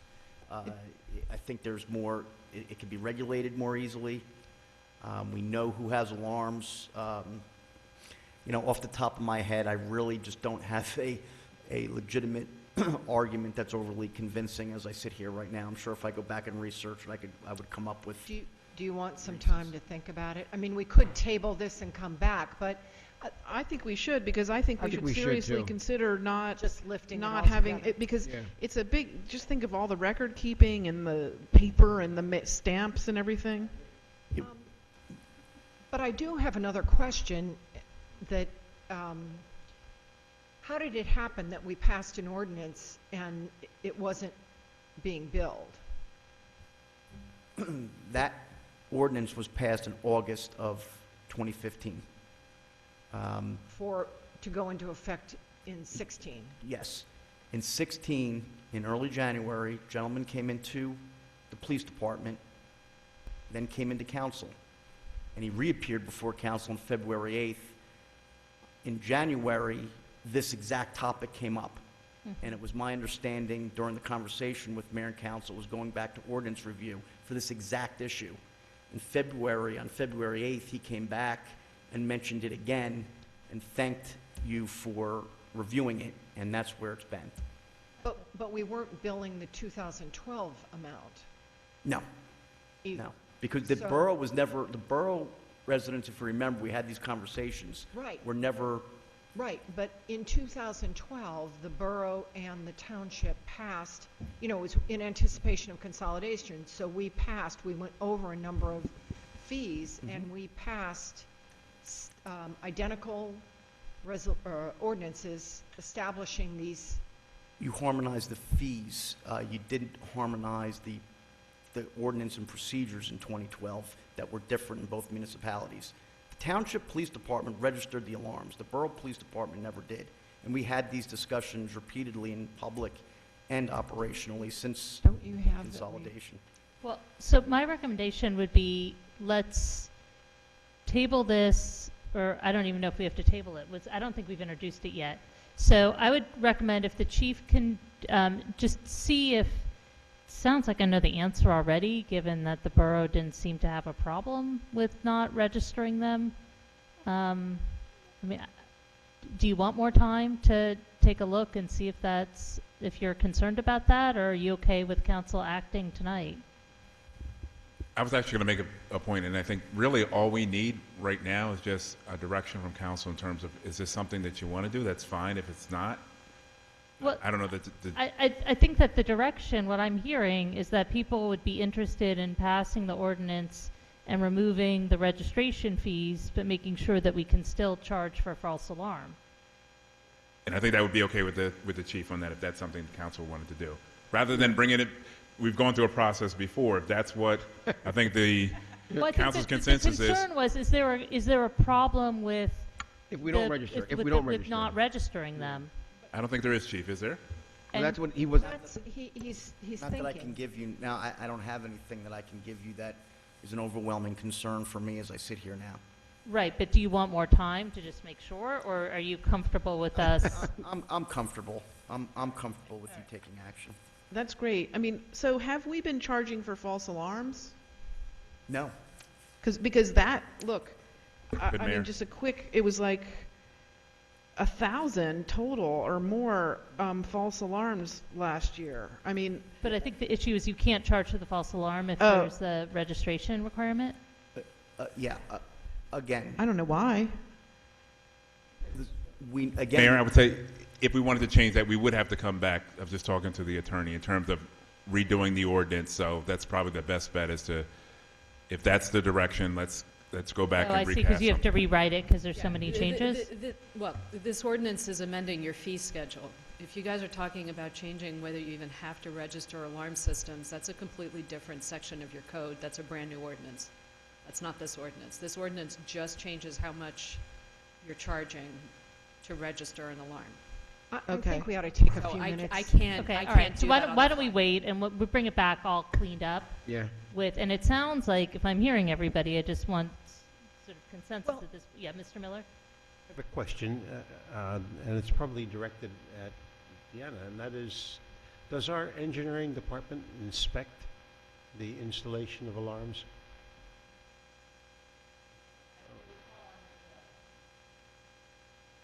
It would fall under the construction code official, not engineering. Under construction code. So are they inspected? Not that I'm not sure, not that I'm aware of. We can check on that and get you an answer. I'll tell you my concern. My concern is that you can pick up magazines and they advertise, effectively buy the bits and pieces and put them in yourself. And if we're vulnerable to people putting in do-it-yourself burglar alarms, then we're vulnerable to, I think, false alarms. More so than if they were installed by a professional installer. And maybe we ought to think a bit about how we charge for false alarms separately from the registration.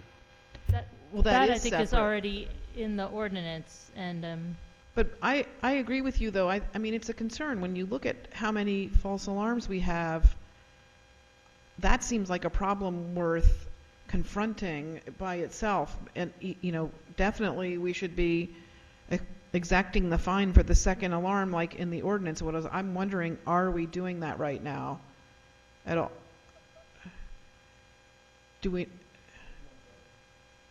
We're not. So right now, nobody's getting any, they don't get charged when there's a false alarm, even if it's the second time?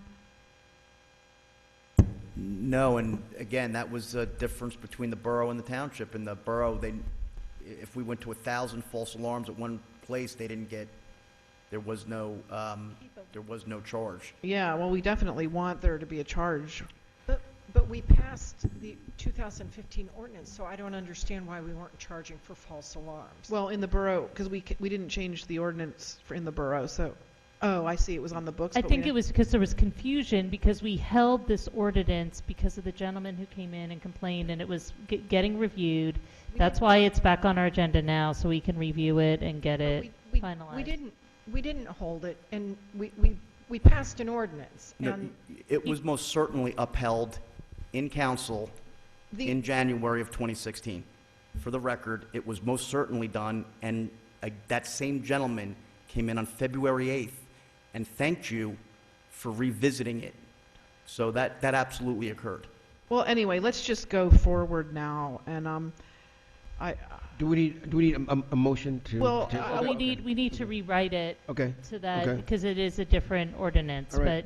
But so- I do think we should really try to figure out how to charge for false alarms, because look at how many. And I was also curious, I forgot to ask in the police report, there were like 87 or something panic alarms. And were they all false? If they're in the police report, does that mean they're false? And what are panic alarms?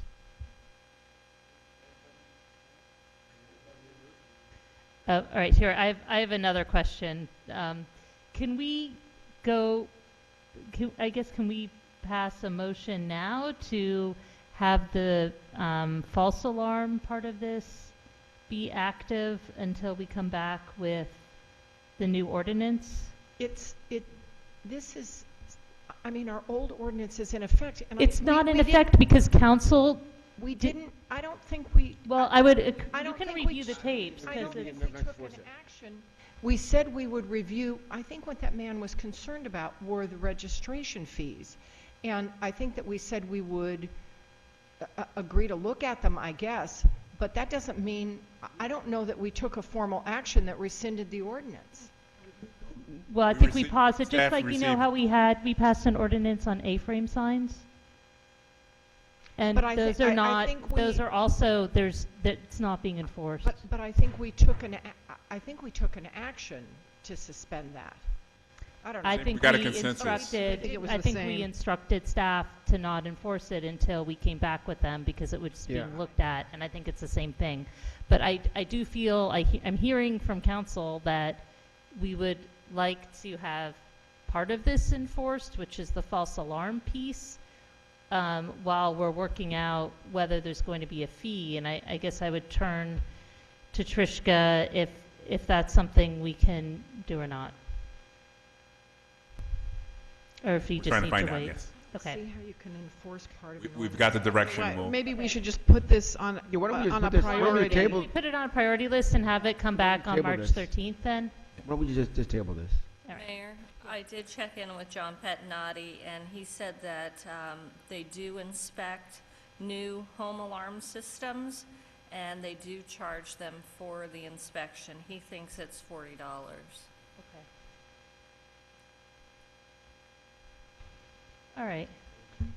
Mark, could I ask you, when you're looking at this again, just do a back-of-the-envelope calculation about whether or not charging that annual fee would sort of cover the administrative cost of it, as, you know, we're desperately seeking ways to balance expenses and revenues.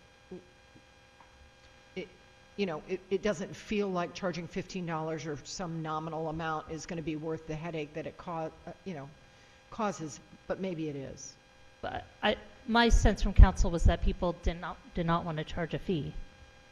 So I just want to get clarity from council before we give you direction to work on that. I'm just asking I Mark know, to that's- do a little bit of calculation to see whether it makes any sense. We're sitting up here saying, but we don't know how many people, we don't know what the revenue might be, do we? Well, I just want to get I want to get the consensus of council first, because I thought we were somewhere, and then that's a different direction, so. Well, I would rather not charge a fee.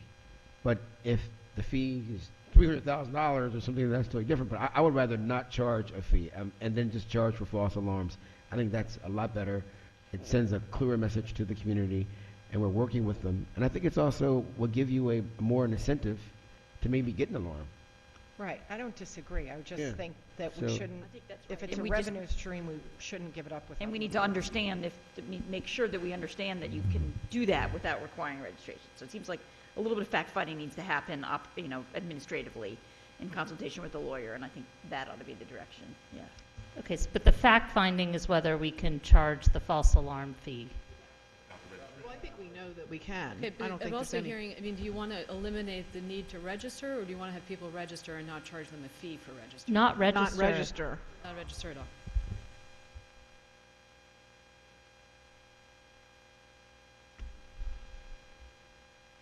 Okay. Okay. All right, so next ordinance is 2017-11, an ordinance by the municipality of Princeton continuing in full force and effect the provisions of section 22-15 of the Code of the Borough of Princeton, New Jersey, 1974, regulating the hours of operation of restaurants, retail food establishments, retail sales, and personal services businesses on properties within or abutting a residential zone. I'd like to move this. Okay, it's been moved by Second. Ms. Kremler and seconded by Ms. Butler. And I think everybody's seen the memo, but this was a ordinance we passed about 2.5 years ago, and this is removing the sunset clause from it. Is there any further discussion? Madam Clerk, please call the roll. Ms. Howard? Yes. Ms. Miller? Yes. Mr. Miller? Yes. Mr. Liverman? Ms. Butler? Yes. Mr. Quinn? Yes. Okay, so the ordinance has been introduced, and the public hearing for this ordinance will be on March 27th, 2017. I have to recuse myself from the next one because I'm a property owner in that area. Okay, the next ordinance is 2017-12, an ordinance by the municipality of Princeton concerning the Princeton High School Westminster Choir College Neighborhood Permit Parking District, and amending the Code of the Township of Princeton, New Jersey, 1968, and the Code of the Borough of Princeton, New Jersey, 1974. And this is one of the consolidation ordinances that combines that parking district that used to be separated in two. I don't know, Ms. Stockton, if you had anything else to add. All right, is there a motion to introduce? Second. Moved by Mr. Miller and seconded by Mr. Quinn. Any further discussion? Madam Clerk, please call the roll. Ms. Howard? Yes. Mr. Miller? Mr. Liverman? Ms. Butler? Yes. Mr. Quinn? Yes. And the ordinance is introduced, and the public hearing for this ordinance will be on March 27th, 2017. I think Ms. Kremler hopefully will be coming back soon. I think she went to the restroom, so she's probably on her way back. Next is ordinance public hearing on ordinance 2017-8, an ordinance by the municipality of Princeton concerning home occupations in Princeton's residential districts, and amending the Code of the Township of Princeton, New Jersey, 1968, and the Code of the Borough of Princeton, New Jersey, 1974. Is there a motion to approve? So moved. Moved by Mr. Quinn and seconded by Mr. Miller. Is there any discussion? Okay, just to remind people watching, this is an ordinance to also to help harmonize and to bring this regulation more into line with the former borough, which was a little more permissive in terms of home businesses. And the planning board had no additional comment other than it was in favor of the Old Boroughs ordinance. Okay, thank you for that. Madam Clerk, please call the roll. Ms. Howard? Yes. Mr. Miller? Yes. Mr. Liverman? Yes. Ms. Butler? Yes. Mr. Quinn? Yes. Okay. Somebody want to text Jenny that we're ready for her? Did you see her out there?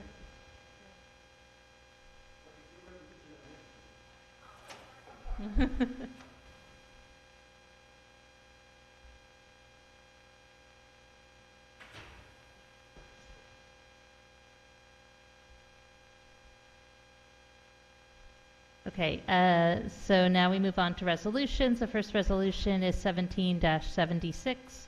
Resolution authorizing the award of transportation services for Crosstown to Greater Mercer Transportation Management Association for a 22-month term in an amount not to exceed $198,360. Is there a motion to approve? So moved. Moved by Mr. Liverman. Is there a second? Well, let's Second. Seconded by Mr. Quinn. And now there's a question for Mr. Miller. I'm not sure who I should address this to, but I look at the unit price, which I assume is price per ride. That is in here for the biz, $14.25 unit price per ride.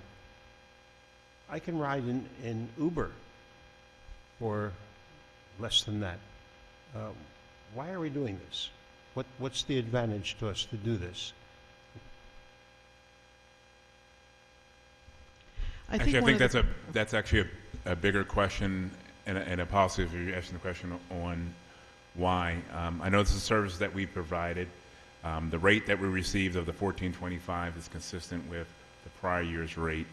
And I know this is something that council wanted to look at, and I think it's a bigger kind of policy issue that council would have to give us direction on. Well, one question I had is just the 22-month period in a time when transportation seems to be changing pretty quickly, and to Mr. Miller's Uber point, it's it's just legalized by the state, and it just feels like what are the escape clauses for this contract, and can we get out of them? And why was it for so long? I think you told me this and I don't remember.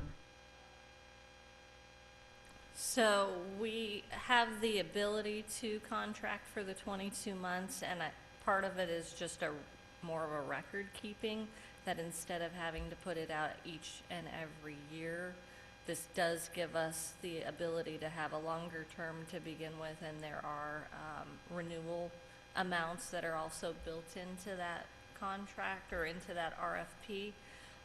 The escape clauses that we have are that we can reconsider it at every budget period, and if, say, when we're looking at our 2018 budget, if we feel we don't have available funding, then we have the ability to get out of the contract at that point.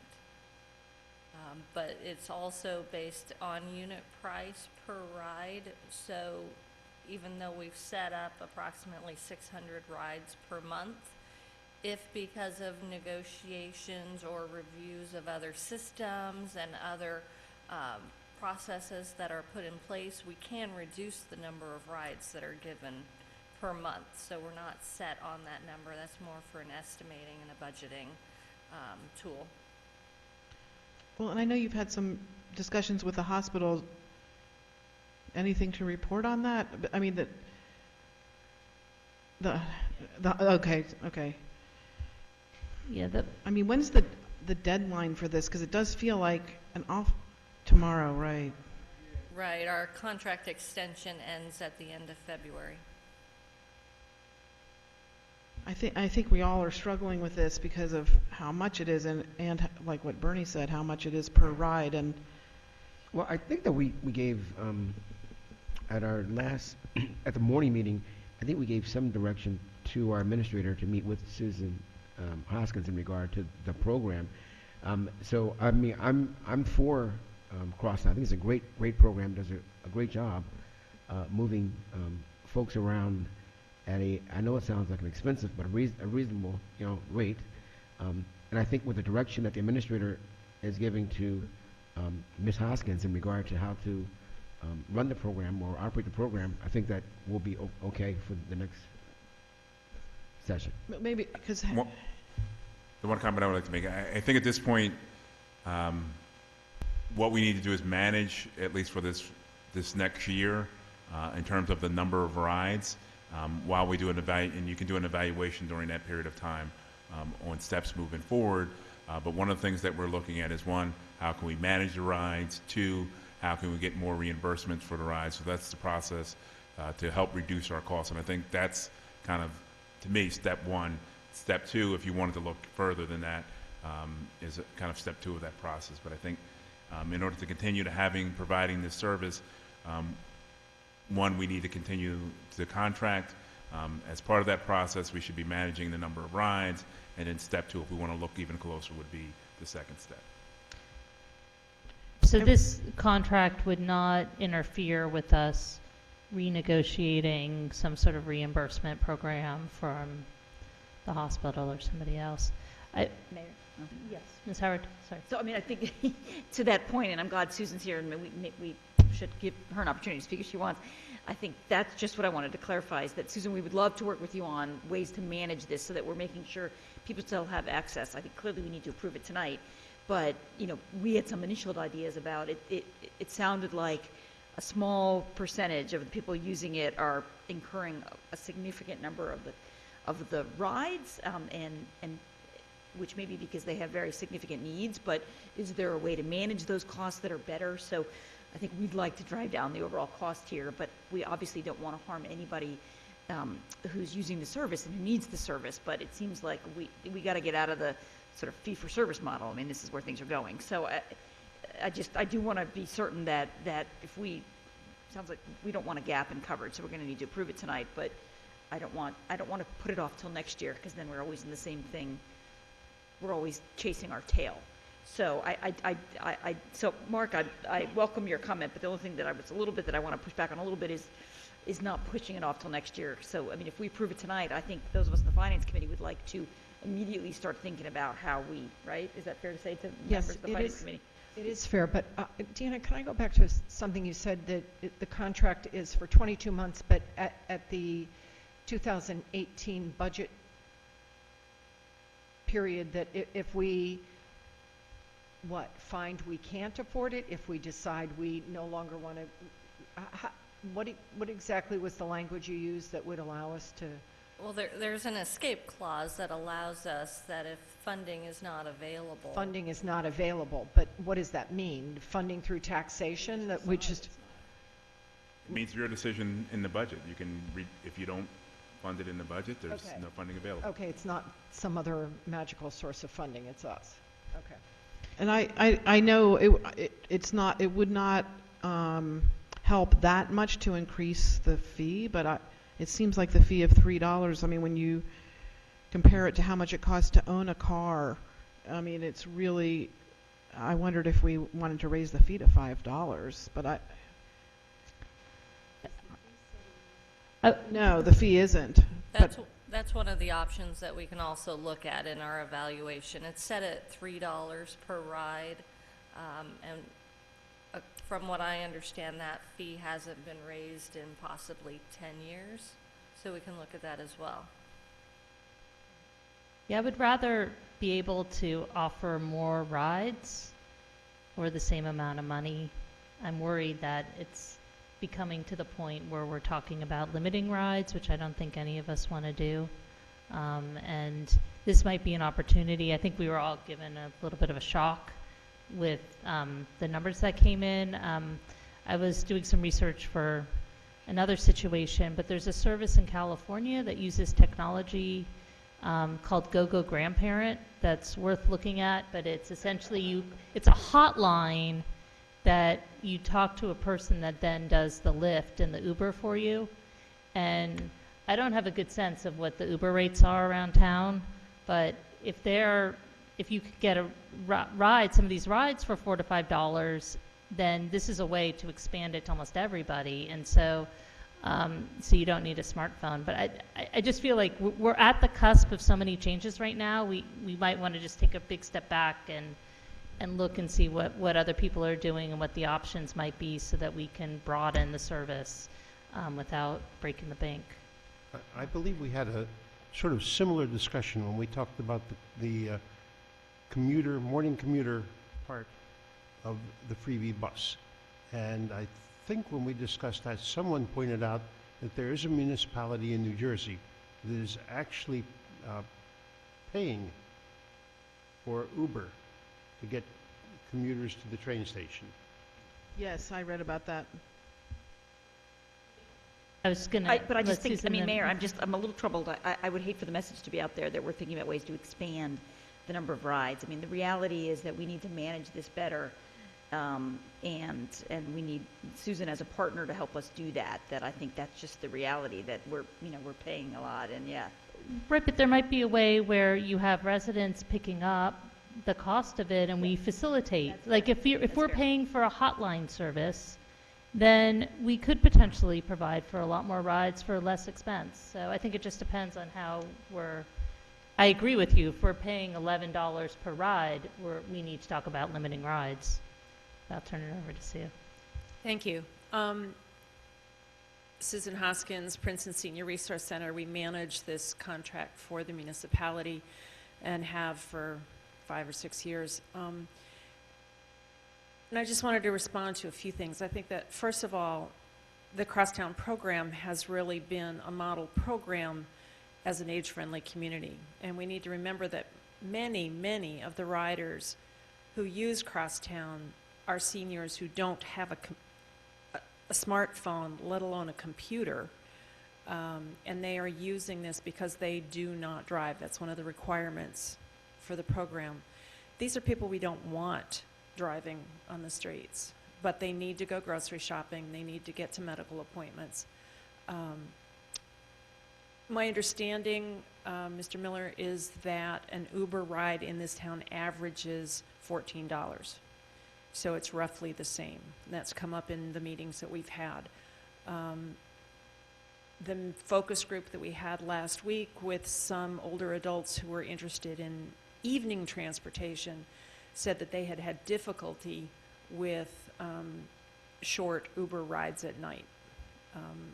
And the thinking is that the daytime may be even more difficult. But I think that looking at this, having this come to our attention and looking at it, has also made us put on our creative thinking caps and say, what can we do so that we can continue to provide this really valuable service?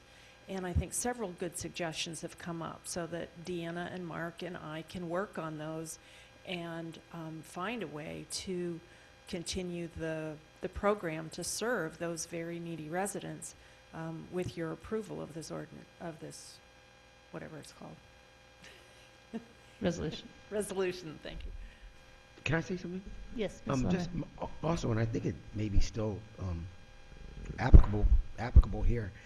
I know that there was a time where the drivers for Crosstown had to go through sensitivity training. It was a sensitivity kind of training of the people that they would pick up. So it wasn't just like a regular person jumping in a car, going to pick up someone. They had a little bit of training in how to deal with various situations. Right. And that separates that from Uber, separates that from Lyft. So all those things that we have to keep in mind, it's not, just a person like we are half the time sitting there. Sometimes they may be a little... Right. I think those of us who were around when it was run differently by a different provider know the difference in terms of the courtesy, in terms of the special attention. If you come with 2 grocery bags, they're carried to your front door. Your walker is put in the trunk. Those kinds of things that are unusual and need that kind of special training that Greater Mercer and PSRC have done for the drivers. And our residents, part of the reason I think that the utilization is up is because it is such a reliable service and people really trust it and they like the drivers. They know that when they get dropped off, that driver will come back within 15 minutes of when they said and pick them up again. And that's not something they have with many of the other transportation services and is very important to our riders. So okay. I hope you will support it. Thank you. All right, well, I think the motion is on the table.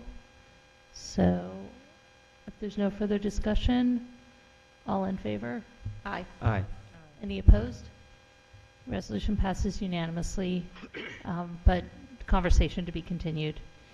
And Resolution 17-77, resolution authorizing the award of a contract to Enterprise Network Resolutions Contracting LLC for the environmental cleanup of soil at the vacant Valley Road Municipal Site, Block 7002, Lot 1, in the amount not to exceed $215,460. Is there a motion to approve? So moved. Moved by Ms. Crumiller and seconded by Mr. Miller. Is there any discussion on this? Or Ms. Stockton, do you want to enlighten us at all? No. Let's just Okay, all in favor? Aye. Aye. Any opposed? All right, resolution passes unanimously. Next is 1778, resolution authorizing the award of a contract to Mazza Mulch Incorporated for the Cherry Valley Tree Removal Project in an amount not to exceed $42,249.88. Is there a motion to approve? So moved. Moved by Mr. Liverman. Is there a second? Second. Seconded by Mr. Quinn. All in favor? Aye. Any opposed? Resolution passes unanimously. Next is 1779, resolution authorizing an agreement with Transloc Incorporated for the installation and 5-year operation of GPS transponders in the 2 freebie buses in an amount not to exceed $22,000. Moved by Ms. Crumiller. Is there seconded by Mr. Miller? Can I ask a quick question about this, Jenny? Are you going to, is this going to be helpful to the people that use the freebie? I mean, hope we just so. heard that many of them don't have, many people who use these services don't have smartphones or. Well, that's a good point. I mean, but one of the things that's good about it is that it's going to be in the same system as the Tiger Transit, so it's a step toward integrating Tiger Transit with the freebie, so there's a chance it could help increase ridership on the freebie and make it easier, but... And this is being paid for a grant through the MOU money through the Transit Trust Fund. Right, but that's not free. That's money Right. that we wouldn't have. Could go just- somewhere else. That's Yeah, correct. Yeah, that's all right. I mean, we'll give it a try. A lot of the people riding the freebie bus are teenagers too, and they mostly have the smartphones. So, yes. But I agree, I think it is a concern. Yeah. I can speak on this one too. Again, the comment I would make is that while a number of our older seniors do not have smartphones, more and more people are getting them. More of our riders are, but many of our riders are getting on at places like Elm Court and our building where they get pretty concerned when the bus doesn't come on time. And even if they don't have a smartphone, someone in the office can then find out where the bus is. We've been having problems with who knows where the bus is. It's not me. Is it Greater Mercer? Is it Stouts? Is it the driver? And I think this will make it easier to allay people's concerns about whether they missed the bus. Also, I do think more older people are getting smartphones. I know the woman who's on our committee, who's an older woman who's a freebie rider, has a smartphone, and my mother, who's 85, has a smartphone. All right. Thank you. You have All a in smart favor? family. I have a smartphone. Is there any further discussion? This has been moved and seconded, right? I think so. Okay, all in favor? Aye. Any opposed? All right, resolution passes unanimously. Next is 1780, resolution authorizing the purchase from Timurin Equipment Company through Mercer County Co-op, number CK09 Mercer 2016-24, for an Alltech Industries Incorporated model LR7 60E70 aerial lift tree truck for use by the Department of Public Works in the amount of $232,156. Is there a motion to approve? Moved by Mr. Miller and seconded by Ms. Crumiller. Mark, just a quick question, was this in the budget? I mean, It was approved in last year's capital budget. All right, all in favor? Aye. Any opposed? And I'll remind my colleagues, we have just purchased another piece of equipment for $225,000. well, 232. 222, which we will store outside. All right. Or you can park it in Mr. Miller's garage. All right, Resolution 1781. Resolution awarding an extraordinary and specifiable services agreement to Nelson Nygaard Consulting Associates Incorporated for a parking study entitled Princeton Parking, Inventory, Analysis, and Recommendations to Support Economic Growth, in an amount not to exceed $76,881. Is there a motion to approve? So moved. Moved by Ms. Krummeller. Second. Seconded by Mr. Liverman. Any discussion? All in favor? Aye. Any opposed? Resolution passes unanimously. Next, we come to the consent agenda, which contains items of a routine nature passed by single vote. Are there any items anybody would like removed from the consent agenda?